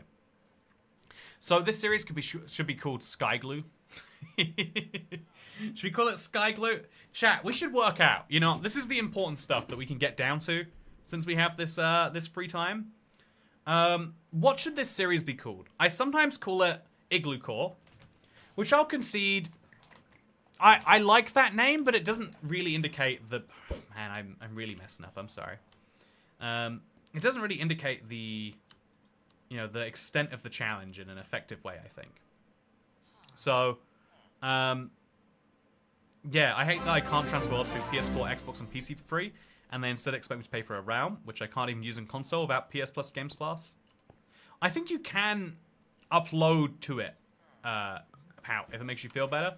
Also, I hate how many I'm missing. I was gifted Alpha, now play Bedrock on PC, which Mojang gave me for free. I think they made up for it in Realm subs, though. Oh, yeah, if you don't ask me how much I spend on my Realm sub, I think I would be depressed to do the accounting and find out. Yeah, I probably should look, actually. Like, I have business records, so I know how much I've spent on Minecoins. I know how much I've spent on Realms. I know how much I would have spent on, texture packs, etc. I've got to really, like, zoom in on this better. But yeah, it's something I got to work out, I guess. Hey, congratulations on the gifted member, Xavier. Congrats. Also, Christian Bennett. Also, Kalanex. Also, Justin Lapierre. Oh, no. Oh, I missed it. So, yeah, thank you very much for the gifted members, Darren. Hope you're doing well today. Hope you're doing Igloo well. Do. Yeah, I've been trying to set it up for a while. I need to, like, not zone out on it. But I've concluded the music is, like, one of the most, like, obnoxious parts of our stream, effectively. Yeah, so it's one of those, like, it's one of those things that's very hard to, like, fix. Because Streamlabs isn't, like, that built for YouTube. It's clearly built with Twitch in mind. So it doesn't know how to differentiate between someone becoming a member and someone gifting members. Like, it'd be nice if you'd be like, gifted members, like, shows up still, but it shouldn't play the music 50 times or whatever. Extreme Skyblock Core. Okay, so, Skyglue rolls off the tongue, and it's, like Skyblock, but Igloo. Yeah, I like it. I've seen so many member giftings over time and never gotten it, says Hacker1MC. You must not have the thing turned into your thing. Also, it's good at this volume. Cheers! Thank you, Darren. Appreciate it massively. 660 mine coins. Boss Blitz acquired. Yeah, I was worried. The number of reviews we got is what I usually use as a proxy for how many sales there are. And so we had way fewer reviews than we'd had before. And so I thought, oh, it must have done pretty poorly on sales. But the sales data just came in and it's doing, like, well enough. I'm going to make my money back on it, and then hopefully past this month, you know, it's all gravy from that, right? But yeah, that's, like, reassuring. And it's also exciting. I've heard a lot of praise for it. I've seen a lot of people explicitly say, like, that only 2 add-ons released this week, which I think was, like, probably good for business. But I've heard a lot of people say, like, yeah, both of them were S tier. They were great add-ons. And I really thought that was cool. Like, it's like when you start making YouTube videos for the first time, and you just have this feeling of, like, what am I doing? Am I doing it right? I can't be doing this for the first time and doing it any amount right, but am I doing it okay? Yeah, I don't know. I think it's like the first time I released a book, right? I was like, there's no way the words I've written are worth anything. The words that other people write, that's worth something, right? Like, people will pay money. You know, when that one person writes books about elves, people will buy those. But, like, that's because they're not me. I think this is like, what's this, like the imposter syndrome thing? Like, it's really hard to ever get to the point where you see yourself as making things that are, like, worth something. It's hard to get to the point where you see yourself as someone. Like, even now, chat, when I watch my own videos back, I'm like, who is this person? Like, if I look at myself in the mirror and I'm like, I feel uncomfortable. So when I watch a video, I'm like, oh, why? How did I just express? I'm having a moment right now, chat. I'm having, like, this is like the sort of meltdown you have if you take the wrong substances. But I'm like, wait, I'm a person. Some people are watching me right now. Me in this head. I'm like a bulbing glob of brain that's started saying words and people are interested. Can you imagine trying to explain to my ancestors, you know, like 500 years ago, like, oh yeah, your son, so you're 50 generations down, he's gonna be sitting there playing on a computer doing virtual fishing instead of real fishing, and people are gonna actually be excited for some of the things he has to say. Yeah, I'm having like a full... Oh, boots! I don't need them. Yeah, I'm having like a full, like, introspective moment here, chat. I think sometimes it's, like, scary to realize that you are... The same way that you perceive other people is the way that people perceive you. Like, you like to believe that you are something in the world. Oh, a bone. That's nice. But the way that people see you is always going to be different than the way you see yourself. And the more you think about it, probably just means the worse that you'll make it. Have you always been able to get ink sacs from fishing? I believe so. Also, thank you, Pearl Girl. Okay, I'm going to have to move this here now. I made my Minecraft window too big, so it's hard to see other things now. Where am I supposed to find the snowy wolf? I've been looking at Grove, and the official Minecraft website says snowy Grove, but it won't spawn. Oh, it's a pain. You have to spend so long looking for it. I know this isn't what you need to be hearing right now, but it is a pain. You just got to accept it's going to be a pain, and then it's going to be fine. If you just accept it's a grind, then you can make some progress on that.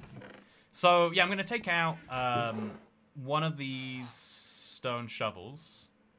I'll take out the stone shovel, and I'll move it into here, so that way I can free up a space. Actually, I'll just combine it with this shovel.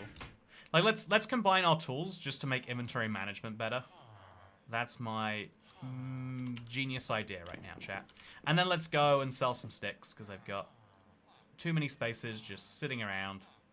And I do have a villager whose job it is to turn those into emeralds anyway. Probably going to sell too many. Didn't sell too many. Great. So, chat, we've also got to think about what to do with all these levels. If I get obsidian, I can enchant. But even then, like, I'm just going to buy enchantments. Also, the Bedrock Marketplace is a weird place. You have some we want money with minimal effort packs. Then there's other packs where they clearly just want to make something people like. I kind of get it, pal. So, do you want to know... Yeah, do you want to know my...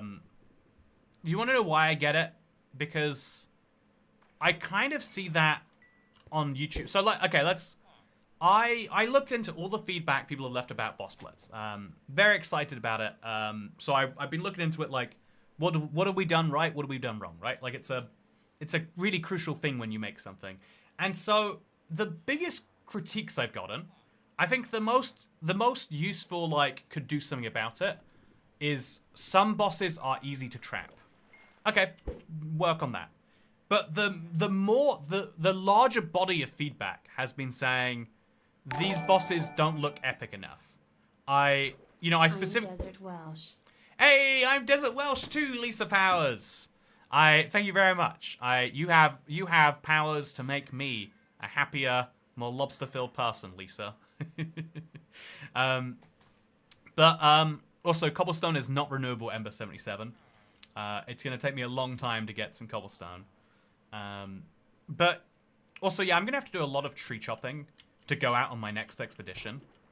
But I think it's gonna be worthwhile. So, computer equals metal plus magic plus rock plus melted rock / mineral / glass.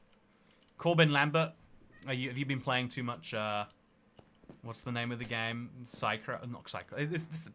It's a fancy crafting game. It sounds like you have. Anyway, so the biggest point of feedback that we got was people saying that they wished that this is done, but a really highly voted comment was like, I wish the final boss was an anime girl or something.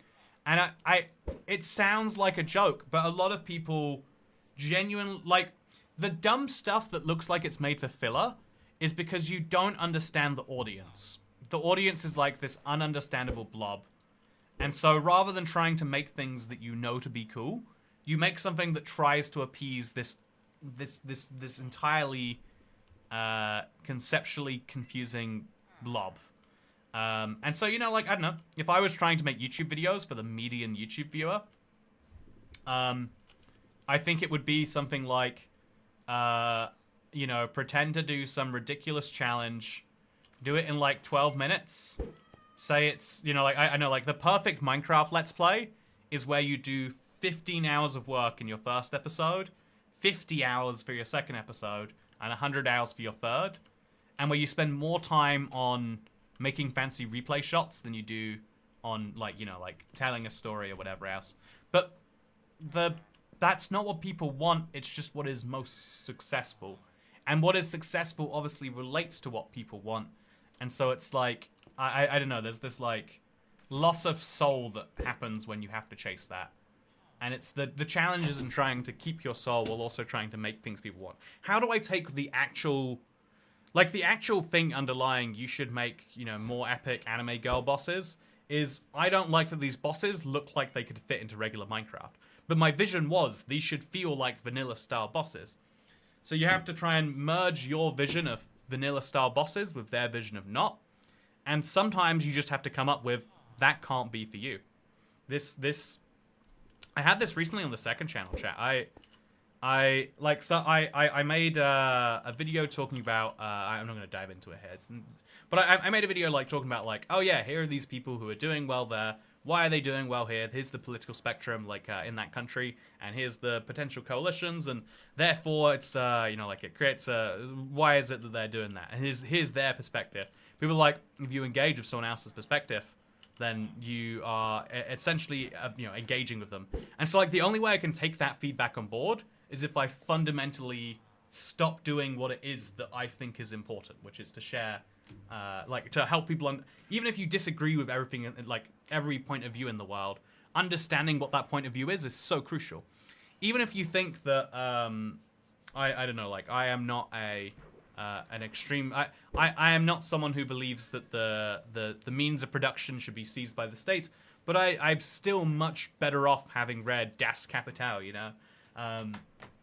I think the understanding what you don't agree with is really important. And some people are like, no, if you don't agree with something, that means you've got to violently disagree with it. And you gotta put your fingers in your ears and go, ah. I think you always need a style guide, and I think you always need a style guide. Oh no, the fish! It's fine, it's just cod. I need to worry about that though. And only accept feedback on the basis that it doesn't conflict with your style guide. Christopher Bowles, I've heard of the concept of a style guide before. But I also feel like there's something about it that feels a bit too rigid. I feel like there is genuinely... I think there are really a few... Maybe that is actually it. Also, Memo S says, I just joined in here, Anime Girl Boss. Yeah, it's what we're adding in the first update to Boss Blitz. I've decided to... Oh, man, is anyone else... Okay, no. Yeah, I got it. I did it just in time, chat. Okay, so you can go into the marketplace. You go to new. And for the next couple days... Oh, no, chat. It was too late. It makes you more able to effectively argue, discuss for your endpoint and effectively against the opposing one. Yeah, like chat, I mentioned before I'm against copyright, right? I'm against copyright being excessively extended and excessively powerful. I think that you should have the... I could even see a world where I think that when Disney releases Star Wars episode... Oh, I think they've just released all the Star Wars. I think that when Disney releases Captain America 12, I think that you should be able to make Captain America 12 because you're not going to make it anywhere near as good, right? Did you get any books yet, says Barry Pro? Yeah, I got one book. It's loyalty free, like it's a really good book. I'm hoping to get another fishing rod. When did I make a second fishing rod, by the way? Did I fish that up? I must have fished it up. Anime Girl Toy Cat, gravel is a useful block. Ooh. But yeah, I think that, I'm someone who literally, I would be fully down with saying copyright has next to no value. Like, as long as you don't, I think uploading Captain America onto YouTube or uploading it onto Netflix, Netflix shouldn't be allowed to do that, obviously. Yeah, but I think if I want to make a Captain America 12, like Minecraft video, I should be allowed. I think, because this is something that happened way back in the day. Someone stole my video. Like I put all the hours into finding something on Seed, and they're like, yeah, I just used your work, and then just said that I did it. What are you gonna do about it? And so we went through a whole legal, dispute over the thing. And in the end, so this is the thing about, I used my legal rights to protect that video. And then they got upset, and so they DDoSed me. And, it went into, a whole thing of, I wasn't happy with that process. But anyway, so my point here is I believe that basically copyright laws lasting 125 years only benefits big corporations. It's not something I'm, a big believer in. But isn't it useful that I can say, well, the idea of copyright is protect the artist? And there are lots of cases where it allows artists who have stopped making music for 60 years to still reap the benefits of their work rather than having a music label doing it. So, Kat, have you had to merge or transfer a YouTube account? What is merging a YouTube account? Rules for thee, but not for he. I'm buying boss bits today as I'm getting a card for Minecoins. Hey, Boogie the Artist! Nice! Remember, if you steal a seed from Steed Sunday, change a number to make it look like you found it. That's good advice. That's good advice. Yeah, that's really good advice, chat. Oh, my brain is tired. I don't know why. We've only been here for 1 hour and 38 minutes. Okay, fish, come on. I think I'm going for that process of I want the rewards. I feel like I've been here long enough. I deserve them. But I know I do just have to sit here fishing for a while. But, yeah, what do you reckon, chat? So, okay. I think we should maybe do a poll in chat. Do you like does anyone have a better name than IglooCore or Sky Igloo? Sky Glue. Yeah, Sky Glue's better than Sky Igloo. Sky Glue Core? Igloo Sky Core? Yeah, I would love to, if you have a better name, let's get this worked out. The repetitive task of fishing is not very pleasant. Like I said though, it sounds like a bad thing on the surface, but it's actually really cool to have a repetitive task to do. Because it means that you get to fully focus your brain. This is the Toy Cat podcast. And I think that's real cool. I love a little bit of Toy Cat podcast. Hope you do too. IglooCore is good. Sky Splock. Oh, Sky's Flock is fun. I get it. Ice Core. I'm getting so high on Sky Glue, says Darren Hughes. Yeah, it's Sky Glue where I have to stay high the entire time. That's fun. I think there are no downsides to that. Super flat, but above y equals 200. Yeah, it's different though, right? Because there's no... it's super flat above the void. It's void super flat. I'm going to switch these out. Do you think the fishing rod's... Do you think the fishing rod's going to work now, chat? Even though I just changed the fishing rod? The pleasure lies in the absurdity of doing the same thing over and over. Yeah, this is a piece of art that you're watching right now. Oh. That's what's really happening. My cat is dumb. How do I... Oh, wait. I'll wait for it to do on the text-to-speech. My cat is really dumb. How do I fix her? Should I take her to a mechanic? See, here's what you got to do.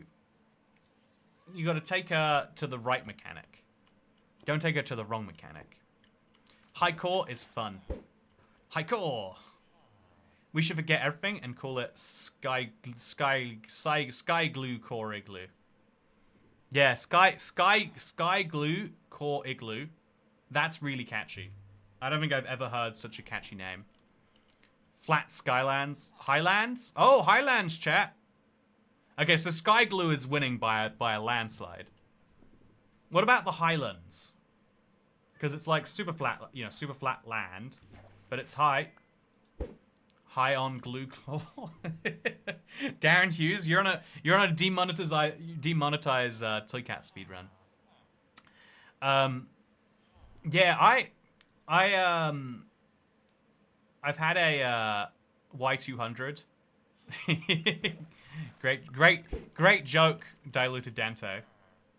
Honestly, yeah. What do you... Okay, actually, chat. I'm going to ask you... You're not Scottish enough to pull that off? I can never do a Scottish accent when you're around, Cat. You make me feel embarrassed in the in-between Scottish. Oh, yeah, I'm from Scotland. No, I'm Irish. I'm from the Scottish plantations on Ulster. Hey, that's where I'm from, mate. I don't know what this accent is. I think it's going Indian again. Lots of manual work. So, chat. I've got a dilemma. Actually, you know, this is a... I'm gonna be candid with you about this. Sometimes I make a YouTube video, and I'm like, this is one of the best ones I have made. This is a great YouTube video. This is S tier, cannot be beaten. So I'll make a video, and I'm like very, very happy, very excited with it. And then it dies, right? And sometimes it's like, oh, it dies in the sense of like, oh, I wanted it to get, you know, 100 views, but it got 55, like, as a proportion, right? And that's like, that's fine, whatever. But sometimes it's like, I wanted this to get 100 views, and it got 7. You know, like, so in those cases, my instinct is, like, my heart, hand on heart instinct is like, I'm just gonna start, make a new intro for this, make a new thumbnail, like work it, everything from scratch. People did not like this idea and this. People would love the video if they could just see it, but no one can see it because you have to watch a minute of intro and you have to click on the, oh no, it's fine. I've got to fix that though. Okay, chat. I'm just gonna put a few fences up over here. And I'm gonna prevent bad things from happening to me again. Because this is very tragic. We'll just put a little fence wall there. That should deal with most of it, I hope. If I lose a book to this, I'm rage quitting.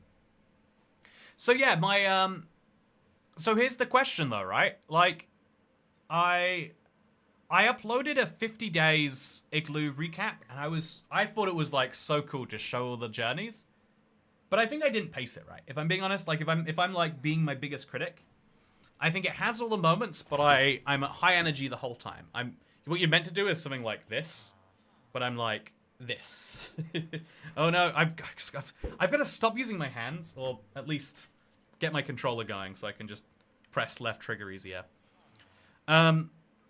So basically, right, how do I show the first 50 days? Because some number of people have watched it, but that number of people is really low. You know, it's sitting at like 10 out of 10. I feel bad I forgot to watch it. Xavier, you don't have to feel bad, because statistically, I bet you watched, I bet you watched my genuine critique of Minecraft video. I think that's the best video in terms of performance this year. And so YouTube would keep showing you the video if it thought you would watch it, but it showed you once maybe, and then it's like, yeah, well, just like everyone else, she wouldn't enjoy it, you know? If you're beholden to the YouTube algorithm, if that black box doesn't show it to me, I wouldn't know how to watch it. So then here's the question. If I'm doing a 100-day recap, do I have to rush through the first 50 days, assuming that people have seen it? Or can I instead treat it like, you know, effectively that's just the first half of a video? I don't know the actual answer, but I want to know your thoughts, chat. I watched part of it. I'm now wondering why I didn't finish it. Again, Puzzle Gout, I take no insult. I think I would have on the day. I feel like genuine, like, sting in my heart when I, you know, like, put something I love into the world, and when it goes terribly. Like, there's, like, a genuine feeling of, like, oh, you know, I guess I don't know how to do this, you know? But, it's, you know, I think we were talking about the idea of rejection, really. Like, on YouTube, you feel it, you know, like, quite frequently. You know, for better or for worse. I bet if I got on this piece of wood, I'd be very safe. Oh, okay, let's get some ladders. I've already got a bunch of sticks anyway, right? So, let's take some of those sticks, turn some of them into ladders. Just 6 will do for now. Turn the rest into emeralds. Love to see it. Actually, no, let's make even more emeralds. So, just really go nuts on these. Combine these stacks together. And then go even crazier over here. Okay, we're at 2 stacks of emeralds now. I think I have to start doing something with them. I can't just pile up the emeralds in the corner of my inventory. Or can I guess? Yeah, I mean, I already need to buy some of these, so let's just buy some more. Plenty of these blocks. I could finish up my entire floor with them.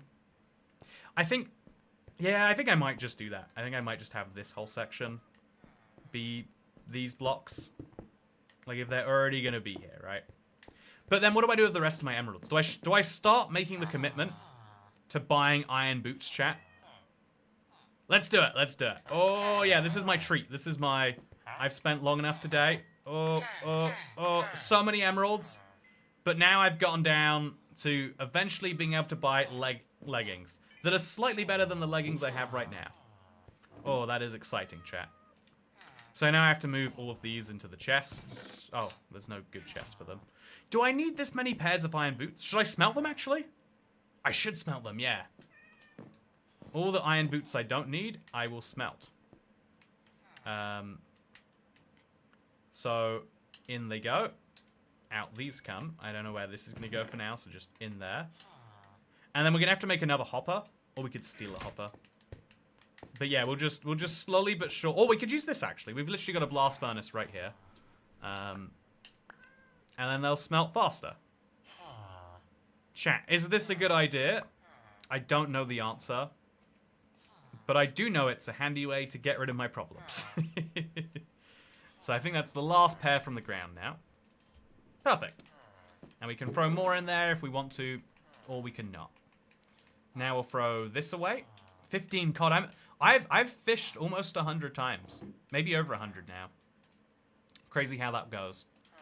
Can you wear boots on your hands? You should be able to. That's you know what? You raise a good point, and I don't have a good answer for you. So take the leather pants off, put these on. I think I'm going to put these away. Like, I want to have a junk chest, chat. I think I need to have a junk chest, because this one has become one, and now it is it's full. But, yeah. Yeah, do you think maybe your account is a brand account, Hack1MC? Yeah, so I have 2 YouTube accounts. I have my YouTube account split from my personal account and then re-merged later. And so every time I log into something, I have 2. You might have the same issue of yours. I'm not sure which one would or wouldn't be eligible, or if there's any reason for that. Okay, the Igloo video description mentions staying above Y200. People who don't watch the lives won't know what the challenge is. Oh, are you saying I didn't mention that anywhere? No, I definitely mentioned it in the first. I see what you're saying, though. I get what you're getting to. Also, string. So even if I don't get fishing rods directly, I can get them indirectly. Very exciting. You shouldn't have put the best option first. It would introduce first choice bias, which would skew the results in its favor even more. Well, I'm rooting for it, so I won't complain, says Matt. I agree that first choice bias is a big thing. I think there's okay, so people like IglooCore almost the same as they like HighCore. Chat, we can call this Sky Glue. Toycat has just released a video apparently. Hey, exciting!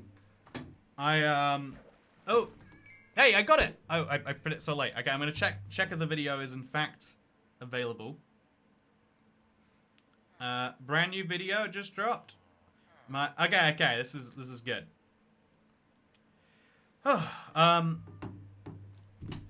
Oh, yeah. Maybe put it on the thumbnail. No, the title and thumbnail doesn't mention Y200. Oh, I see what you're saying, Jen K. This live stream right here, my bad. I could put it in the description, but yeah, maybe HighCore. Maybe that's why HighCore would be good. Or sorry, Sky Glue would. No, Sky Glue doesn't explain it. HighCore does though. Sky Glue hardcore above Y200. Yeah, I guess the thumbnail should say it. You know what? Boogie the Artist. So if you don't know, so Boogie the Artist is a stream viewer here. He messaged me on Instagram and was like, if you want me to draw some thumbnails, I would be happy to. So he drew the thumbnail that you're seeing right now. Hope you like it. How would you put above Y200 only in this thumbnail? Video, not thumbnail. Oh, you're saying put it in the, like, I could throw it on screen permanently. Also, I am done collecting dogs. I just need that damn snowy one.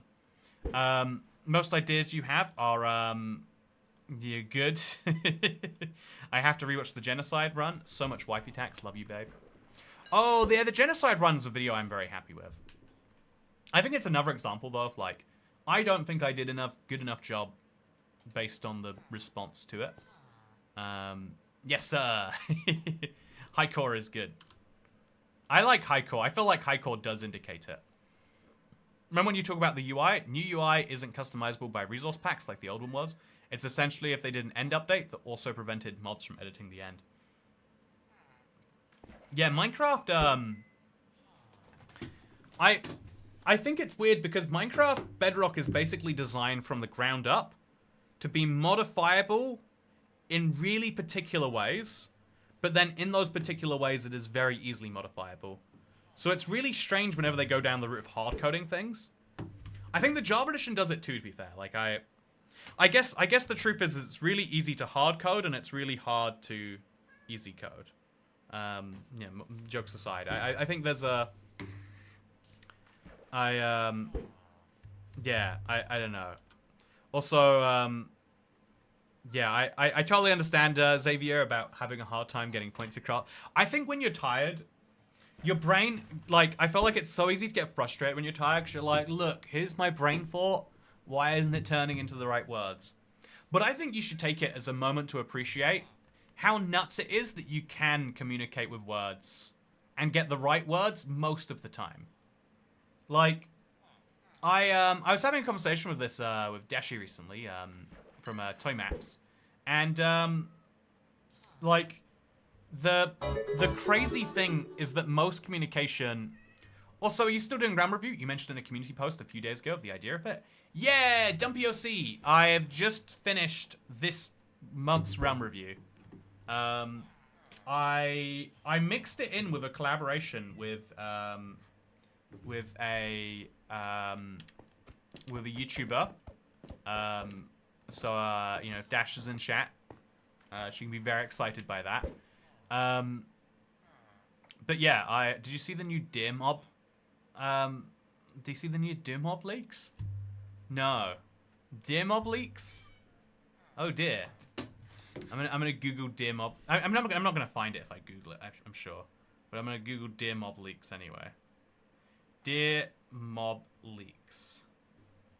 Oh, is this a? Oh, got the pufferfish. I'll see if I've seen anything from it. I'm guessing. Okay, I don't know anything about them. Yeah, I googled it and a Waddles video came up. So there's a yeah I think I would suspect that there is not a deer coming to Minecraft.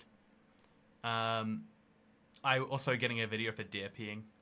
The most magical moment in my life, Chiliest Bean, is going to Colorado Springs and just like I don't know, like everyone's like just going for a walk through a random neighborhood and everyone just has deer in their garden. Made me think to myself, like, you know, maybe this is the place, the chosen land. I think if you make a fisherman villager, you can buy an enchanted fishing rod. Oh, is that true? Okay, I'm gonna look up the trading table for the. I'm gonna look up the trading villagers wiki. Oh no. Okay, so trading Minecraft.wiki. Okay, we're gonna go to trade offers. So the fisherman, once you get him to level 4, he will sell you a... Oh no, level 3, he'll sell you an enchanted fishing rod. And it's a random enchantment from level 5 to 19. So if I just buy buckets of cod from him, and then I buy campfires from him... Honestly, I think this is a good idea. Oh man, my 2017 world didn't make it, rip. I would have loved to have seen it done POC. All the worlds I saw were from like 2019, 2020. They made me feel really old. Because I feel like I haven't aged since the pandemic. Oh, I feel like I haven't aged and I've aged all the years. Waddles pretty much debunked it. Yeah, I'm glad. I appreciate at least... Because there are some YouTubers out there who specifically make videos about things that they know aren't coming, and then they're like, oh, but, you know, because like it's the easiest way to get like, you know, aroused from people. It's the kind of like, it's the YouTube incentive they are getting. Like, I can't be too mad at them for it, I guess. Okay, so I have to buy 1, 2, 3, like, I have to spend like 30 emeralds, but I might get and then like another 20. Oh, but I can sell him my fish if I do this. Okay, chat. How many cod do I have? Is it worth selling in my cod? There's a chance I don't get the right enchanted fishing rod. Oh yeah, there's a real chance of that. I need to have some storage. I need to like... I think I'm going to start building a storage room now. I think this is the moment. I think it's going to go right here. Like, behind this wall. Let's just commit. Let's, So I'm just going to make 2 chests right now. We'll just make the junk chest or whatever. And so we can start throwing in the things that I don't think we will need, but that we might need. So like, you know, like, you see what I mean? Like, the stuff. Like, that, like, sword that's, like, damaged. All this nonsense. This wooden axe, do I need it anymore? Probably not. All my, like, second tier tools we can throw in here. And I think I'm gonna have to throw all my fisherman buckets in that. Yeah, but let's do it. All the fisherman buckets are gonna go in here too. And if I ever need them, it's gonna be perfect, chat. I can bring fish with me. It's a source of food. Oh, it's so many. But now I'm in a really good place, I think. You haven't talked about what food you've had recently? Let's do it. Thank you, Dasher. It's my favorite subject. I mean, if there are any better ones, I'm not sure if I know them. So I'm gonna sell him my cod, because then I don't have to buy as many campfires. So 1, 2, 3. I'll sell him a 4th one soon. Yeah, I'll go fishing until I get a 4th fishing rod, and then I'll do it. For now, though, I'm feeling really sad about my emerald situation, so I'll make lots of these into lots of these. So many sticks, and then I'll sell them to this man. Oh, he's increased his price, so I'll just sell a few to you, and then be on with my day.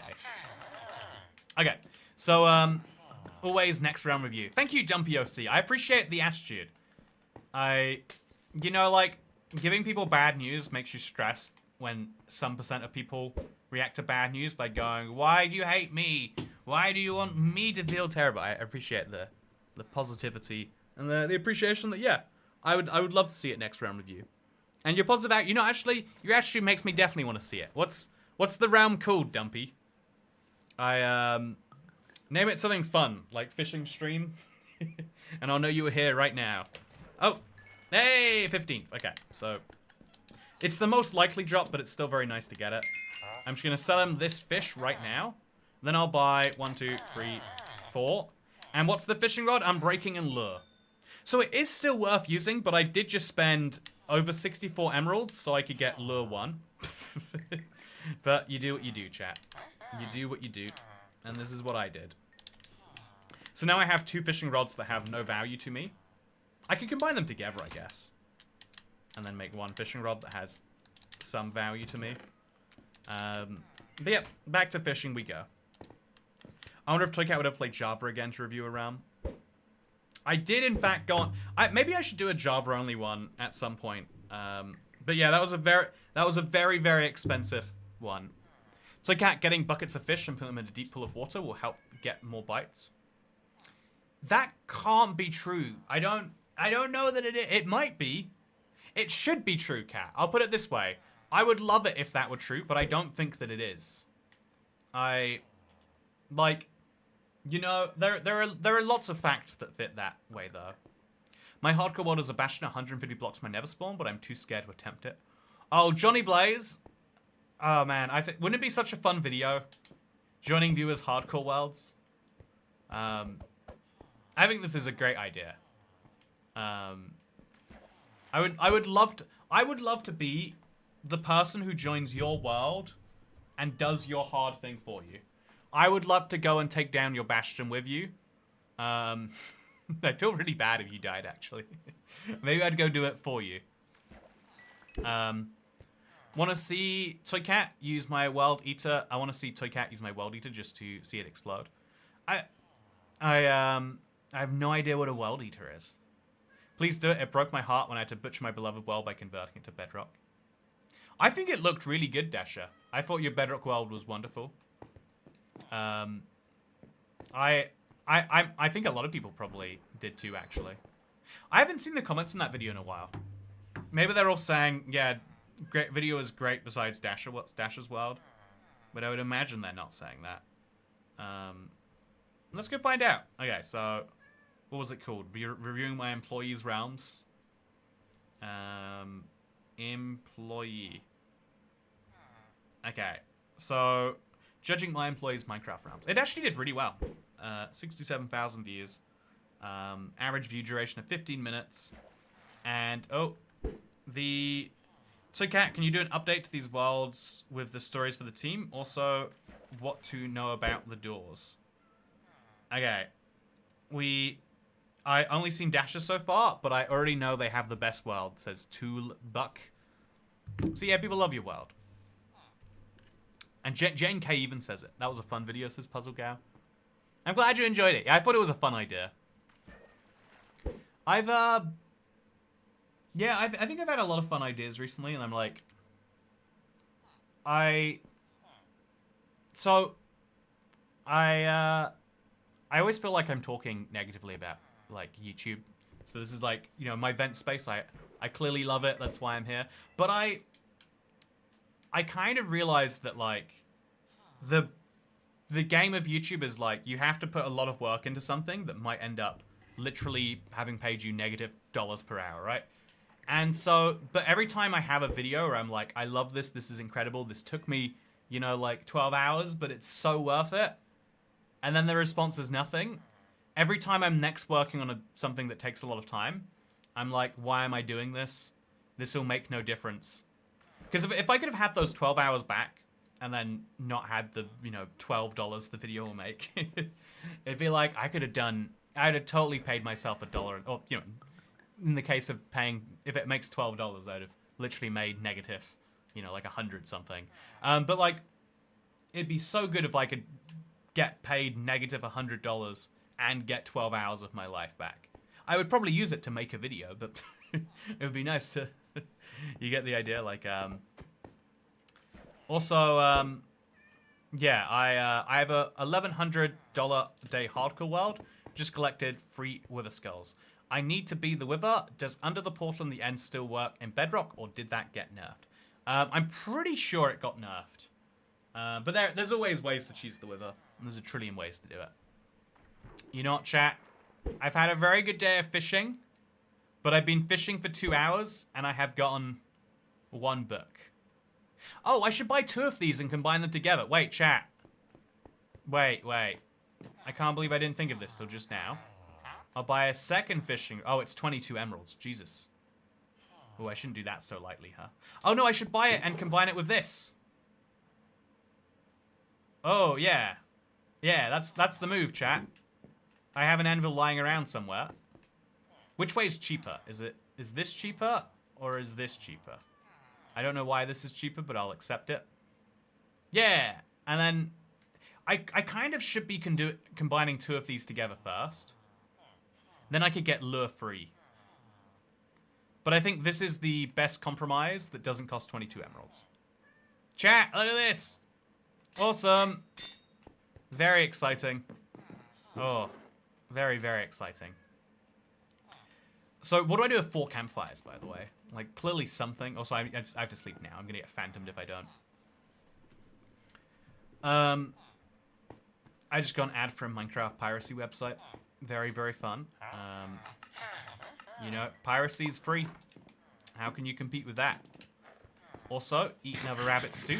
Slowly but surely, work my way up this this butcher tree. I think 1 more rabbit... Okay, it's a few more rabbit stews. But eventually, I'm going to be able to buy chickens here, chat. Okay, so I'll buy them all now. And now I can just get a nice stack of cooked chicken. Also, if I breed enough sheep, I'll be able to do something fun with that. So, well, it's getting nice. I wish they added Minecraft versions of Bedrock Edition so that the new thing bad, old thing good crowd don't have to point anymore. Oh, don't have a point. My counterpoint is I think it is one of the more negative... Like, no video game besides Minecraft Java does it. And so if you think about why that is, I think the simplest explanation is that it has negative consequences on... You basically, especially as a big game development studio, you don't want to give your players an opt-out. So I'll buy a 3rd pair of shears. Put them in the junk chest, by the way. I mean, junk isn't the right way to describe them, but you get the vibe. So what can I buy now that I'm at level 2? Oh, I can buy green... Whoa. That's not terrible, actually, right? Actually, being able to buy beds for 1, that's especially not terrible. Yeah, there's some good... I mean, I don't have a green sheep, and I'm not gonna be able to get lime dye for a while. So buy some green wool and make something fun of it. It might be a good idea. Speaking of run review, I was meaning to ask but forgot. Can you say something silly for me to put in a sign to have an official toy cat sign in my world? Oh, I totally can do that, Dasher. Okay, so I'm gonna open this. Then no, and then shut it again. Get back in. And I'm gonna throw my egg in there. No. Okay, I snatched victory from the jaws of defeat there. So I'm gonna get these back. I'm just gonna start throwing my eggs around here too, chat. I think now has finally come the time. I'm going to take all my, like, garbage out of here, by the way. Now's come the time where I'm going to finally hatch my eggs so I can have multiple chickens in this cage. So I'm just going to... Oh, perfect. Okay, I got a chicken already. Perfect. So even if these ones don't go in, we'd still be fine. I got very unlucky on those eggs besides the first one, so... No eggs? Okay. Oh, perfect. Okay, we got 2 baby chickens. So now we're going to try and get them back in here. How are we going to do that? I actually don't know how to easily do it. Okay, come in. Get in there. Just, you're going to walk in, and then... Okay, that didn't work quite as well as planned. You're going to walk in. You're going to walk in. There we go. So when they both grow up, I'll have 2 chickens in there. Getting the third one in is going to be a whole pain, so we could just give up on the idea. Or, wait. Get her to stand on top. That's what we have to do, right? If she willingly jumps on the top there, we'll have something. So come this way. And then this way. There we go. Jump on the trapdoor. To get to me, you have to go through this trapdoor. So jump over it, chicken. It's a dumb chicken. Okay, it's fine. So I'll just open this. Shove you in. No, I won't. Come this way. Come this way. Okay, so then we'll shut the door. Shove her in. Shove. No.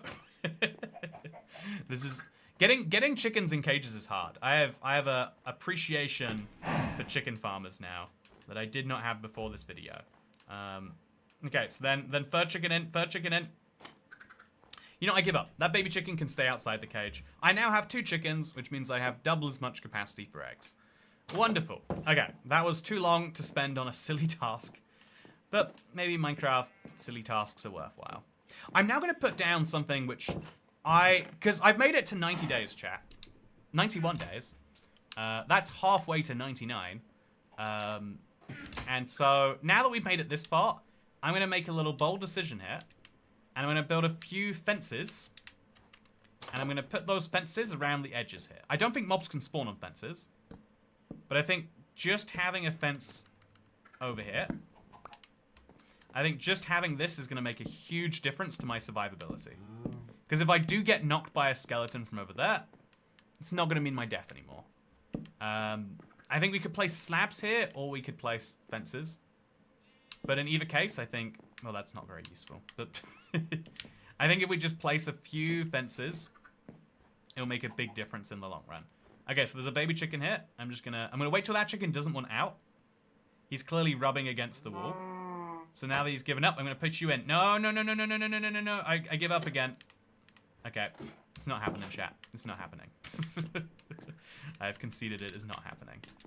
So let's shear our sheep. Because I'm going to need a lot of beds if I want to make an iron farm at some point. Whew. This is funny to watch knowing I'm not going to get an answer, says Dasher. Don't worry, I'll loop back round. What is the word for when you, like, 100% want to engage with something in the moment and then somehow end up losing it? Anyway, so, Kat, when does the Minecraft experience in London start and end? The 4th of April. And then, I don't know when it ends. I don't think they've probably committed to that yet. But, you know, better go sooner rather than later. That's what I say. 91 halfway to 99. I learned the joke yesterday. It's about old school RuneScape levels. It's actually, it applies to all RuneScape levels, not just old school. I'll have you know. But yeah, it's because the levels scale. I think you could probably say it affects Minecraft too. Like, level 30 is like halfway to level 40 in Minecraft, which is unintuitive till you realize the levels scale. The word is ADHD. You know, no, that's a different word. So anyway, I do not like the way these things are coming down. They're like so aggressive, chat. The snow literally pushes me out of the way. But yeah, so the sign for Dasher's World should say, you know, what's a toy catism we should put down there? Like, sometime, you know, actually, I think the sign should say, what's the weather what's the weather looking like, chat? I think that should be the sign, Dasher. I think there should be a sign in your world that says, so chat, what's the weather? I think that's what the sign should be. So, yeah, what's the goal right now? Says Sarah Skin Review. Good to see you, by the way, Sarah. I feel like I should pronounce it Sarah when I don't see a H at the end. I don't know if that's correct or not. But, yeah, what do I think regarding... Oh, sorry, do I need a wooden pickaxe? Probably not, but I'll take them, combine them together. So, we're going to need way more spruce saplings than I'm going to get. It's going to be a whole problem. Not really ready to deal with yet. So I'll just go out. And I'll go deal with that now. Second world, don't care. Fun. Okay, so I need to grab some of these, which means I'll put these away. And then 1, 2, 3, 4, 5, 6, 7. Oh, I already had a space for them. I didn't need to take those out. So I can take these back. And then go back outside. We can pick up this extra wool. Love to see it growing back so quickly. And look, oh, all my wool is, all my stuff is back here too, which means get another round of crops in. I don't think I need these crops yet, but I feel like this is the sort of thing you should always just be on top of, chat. You never want to not be on top of your game on this. And there we go. What a wonderful time we find ourselves in. Whew. How do you summon falling sand as an entity using commands on Bedrock? It's /summon. Also, what's wrong with ADHD? Nothing's wrong with ADHD. What's wrong with not ADHD? You saying something has to not be ADHD for it to be a problem? I should just say, what's your favorite color, chat? Moments after disaster. Okay, let's go. Let's put away our wool. Let's put away the most of our inventory, really. So, leather. Oh, it's nice to have leather. Let's turn some of our snowballs into actually snow. I love having snow around. I intend to do some real big stuff with it, by the way, chat. Got some big moves, big plans. But then let's also take out anything else that's not needed in here. Yeah, it looks pretty needed so far. Then let's go downstairs. Oh, look, my egg pile. It's finally happening. It's going at double the speed now. I've got 60 wheat or so. Should I start breeding more sheep? I think I'll breed some more sheep. I don't think 4 dirt is enough for them to live on. So I might have to expand it this way. Let's say. Yeah, let's expand it this way. Let's just take 2 dirt blocks from over here. Place them over there. Then we need some more fences. So we'll just put like that there and that there. And then we have to be very careful about what we're about to do now. But if I just break this fence, move one there, break this fence, move it there. Is that good enough, chat? I hope that's good enough. And then we'll breed the white and the yellow sheep, and then the yellow and the white sheep. What colors will the babies be, chat? Yellow, white, yellow, yellow, or white, white? Make your guesses. White, yellow. That was 50% chance, with a 25% chance of either one having both colors. But it's still fun to see her. Ooh, so yeah, love your videos. When will the next big Igloo video be out, you reckon? Maybe while I'm gone in Canada. So Garsking edited the last one, and he said he wasn't like feeling doing another one after that. So we'll see if someone else is feeling it. Hopefully they are. And then we'll be good to go. So, as someone with ADHD, I'm offended you said there's nothing wrong with ADHD.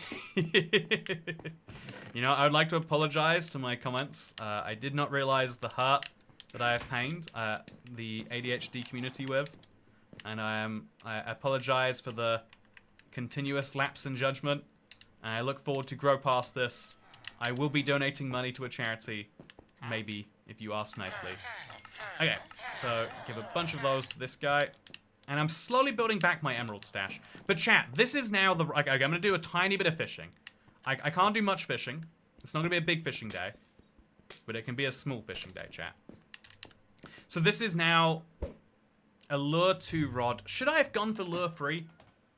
It was only going to cost me 22 emeralds more. I should have done it, chat. I'm regretting it. Your next add-on is Better Weapon. You accidentally revealed it in a video, says Imitable Gaming. Ah, you know what we're up to. Do you want to see it? Yeah, yeah, we finished working on Boss Blitz in November, and it just takes that long to release. So we've almost finished working on the next add-on. And then it's going to release in, like, you know, July or something. Yeah, I played around with it with Harrison and Ash, editors, recently. Had a lot of fun with it, I think. Also, donate to my ADHD charity. Money will be used to keep buying stuff for a home gym and then not using it. Bought more during this stream. That's very fun, Chantel. Gonna take a nap now, bye. I have pained lots of hurt too. What part of Canada are you visiting? I think I'm going to the middle of nowhere. It's called like Kawasaki. That can't be correct. Napoli? Maybe? That might be in Italy. It's like the highest point in Ontario. And Niagara Falls, I think. Apparently Niagara Falls is known for wine, which just, it doesn't feel right that there's wine that comes from Canada. That doesn't sound correct. I'm gonna have to fact check if that's true. Hey Google, what's the weather? Sorry, I realized I was gonna. Oh, where's that coming from? I have another phone in the corner of my room. I set off my own Google. Napanee. Ooh, Napanee doesn't seem right. Napanee feels right though, but I think it's the. Napanee was where Avril Lavigne was from. Oh, that's fun. I might be you know, if Avril Lavigne can go there, I can go there. Who's to say that I can't? Intel Pentium 4. Yeah, that might be where I'm going. Oh, a bow! Whoa! Look at that, chat. I can light mobs on fire. Oh, that's fun. I'm gonna do some trading, but with that in my hand. Oh, that's very fun. It's a shame you can't take enchants off a weapon like this. Okay, so I need to sell some of my sticks anyway, right? We all agree that is true. So if I just sell them with this in my hand, Guru, you set off my Google. Sorry. Okay, so we'll sell it. Yay! Look at this, I've got a flame bow now, chat. Look at that! I can light fires. This is a great power I have. I'm not going to use it. What I am going to do, though, is say thank you very much for watching. I think we might have to have another fishing stream. I'm amazed to say that after 2.5 hours, we're less than halfway done with our fishing. But this is the grind. I love it. You should put infinity on the mending bow. I should put infinity on the mending bow. If you want to come along for the next grind, there's probably going to be 2 more of these streams. And then maybe we'll make another igloo video. As ADHD, I'm offended that you say insulting my job and making people's slightly lives worse. Making people's slightly lives worse? What do you mean by that? Took it accidentally sets fire to base. I think I'd enjoy setting fire to my base a lot. Yeah, I've enjoyed today a lot too. We spent a lot of emeralds, but we got a really good fishing rod that will stay really good, and that's kind of cool. I'm going for it already though. So now I should only have to go through 100 more fishes, and then I'll be good to go, chat. I'm excited. That's what's in the Better Weapons add-on, Mend Affinity. Do you guys want to see what's in the Better Weapons add-on? Like, I can show you like one thing while we're here. Yeah, before we go. So thank you for coming along to the stream. I don't know if I have it installed on this. I think it might be on the preview only, not the base game. Oh, here. This is how you saw it, I'm guessing. Yeah, okay. So, so again, this is all placeholder. This isn't what it's actually called. We're finishing. This is not the real name, but we'll start a new world. Like, I just want to show you one of my favorite dumb things, because everyone's had this idea, chat, and I felt like adding it to Minecraft in a balanced way is what we need to do. So how do we do that? So, better weapon, delete, do not share. Okay, so this is a private stream. If anyone asks, you didn't see this, chat. You didn't see this. Again, this is months away from being public. This is months away from anyone being able to see it. But you know, if you want to feel like you're in on a secret, let me show you something fun. Again, this is all placeholder art too. This is not these. We're changing. This is all going to change before you get to see it. But let me show you some fun stuff. So I'll put this in the offhand. You can just put it in your hotbar too. But this is the heavy crossbow. And again, try and tell me. Well, actually, I'll put that over there somewhere, and then I'll show you the gust bolt first. So this is the gust bolt, and this is the coolest thing. It's like the wind charge, but you can launch yourself so much further, and you get a little bit of slow falling to make it actually work on the way down. This is the ore bolt. I don't think I've used the ore bolt yet, actually. Oh. And then we've got the blast bolt, and this is the fun one. If we're being brutally honest with ourselves, this is what we all dream of when we play Minecraft. Yeah, look at this. Oh, where did that building go? I better launch another one. Have you... everyone has thought themselves, you know, it'd be cool if we had an explosive crossbow. But only have I decided, you know, why don't we have an explosive crossbow? Why don't we make that an option? So yeah, there's lots of other fun things in here. But I will save that teasing for later. But yeah, this isn't coming out forever from now. You can't play it. It's gonna take Microsoft months to review. We've got to finish it all. But yeah, it's something I've been having a lot of fun playing around with. So yeah, you didn't see that, chat.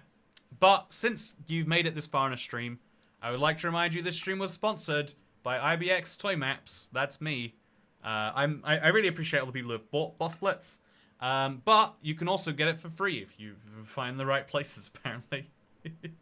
So yeah, and thank you. We got 36 reviews now, but yeah, surprisingly, if you look at it, like if you look at our maps, like if you look at the most recent ones, Ultra Flat and Timeless Adventures, Ultra Flat got 300 reviews. People love Ultra Flat. People are. I have the stats now. Hundreds of people still play their Ultra Flat maps every single day, which I think is cool. Timeless Adventures got 134, and so by comparison, 36 is very low. But obviously, it's only been this short of a time. But the other maps got more reviews. I'm getting the impression that people are just rating Marketplace content less because maybe they care less. Like if we go to Carnage, it literally has no reviews, chat. Like no one has reviewed this content, but I bet some people have bought it. I assume. Maybe no one has. Realm name, Fishing Stream 2017, Well Dumpy. Okay, I'll make sure okay. I'm gonna do let's do a healthy thing together, chat. I need to go through and I need to delete the realms that I've already been to. So we'll leave all of I mean I kinda wanna see this one. See, this is my problem. I have to delete all the realms that I went to. I thought Ninja Noodle's survival world was so cool. I might need to leave that. See, I can't do it, chat. I'm literally going through and justifying why I need to keep all these worlds. Like the Children's Blood Factory, what if it comes back online? But yeah, here are the realm invites I have right now. And none of these are Fishing Stream 2017 world. Yeah, I don't see it. You haven't invited me correctly. My username is Toycat, not IBX Toycat. Like this right here. And I have an awesome community. Thank you for joining it. Also, yeah, thank you to DumpyOC. Thank you to everyone else for watching today. And thank you for everyone who's checked out Boss Blitz and has been enjoying it. I appreciate all the positive feedback. Oh, all the feedback in general, I guess. And thank you, because I'll see you next time. Oh, we're about to hit 500 days. That's exciting. Great job, Toycat. You might recognize him from one of his 7,000 videos. Are we at 7,000 videos now? Is that like a joke or is that the actual number? How many videos are we on? How do you even find out how many videos you have? I don't know how you find out. How many videos do I have on the channel, chat? It might be 7,000. I'll go to view stats. View stats. IBX Toycat. No data found for IBX Toycat. Oh, because I'm called @Toycat. That's my actual YouTube channel name. I have 7,364 videos. Wow. Make sure to go watch some of them. Go watch all of them. So you'll have a great time, I reckon. Have a good one. Goodbye. Oh, it's late. It's very late.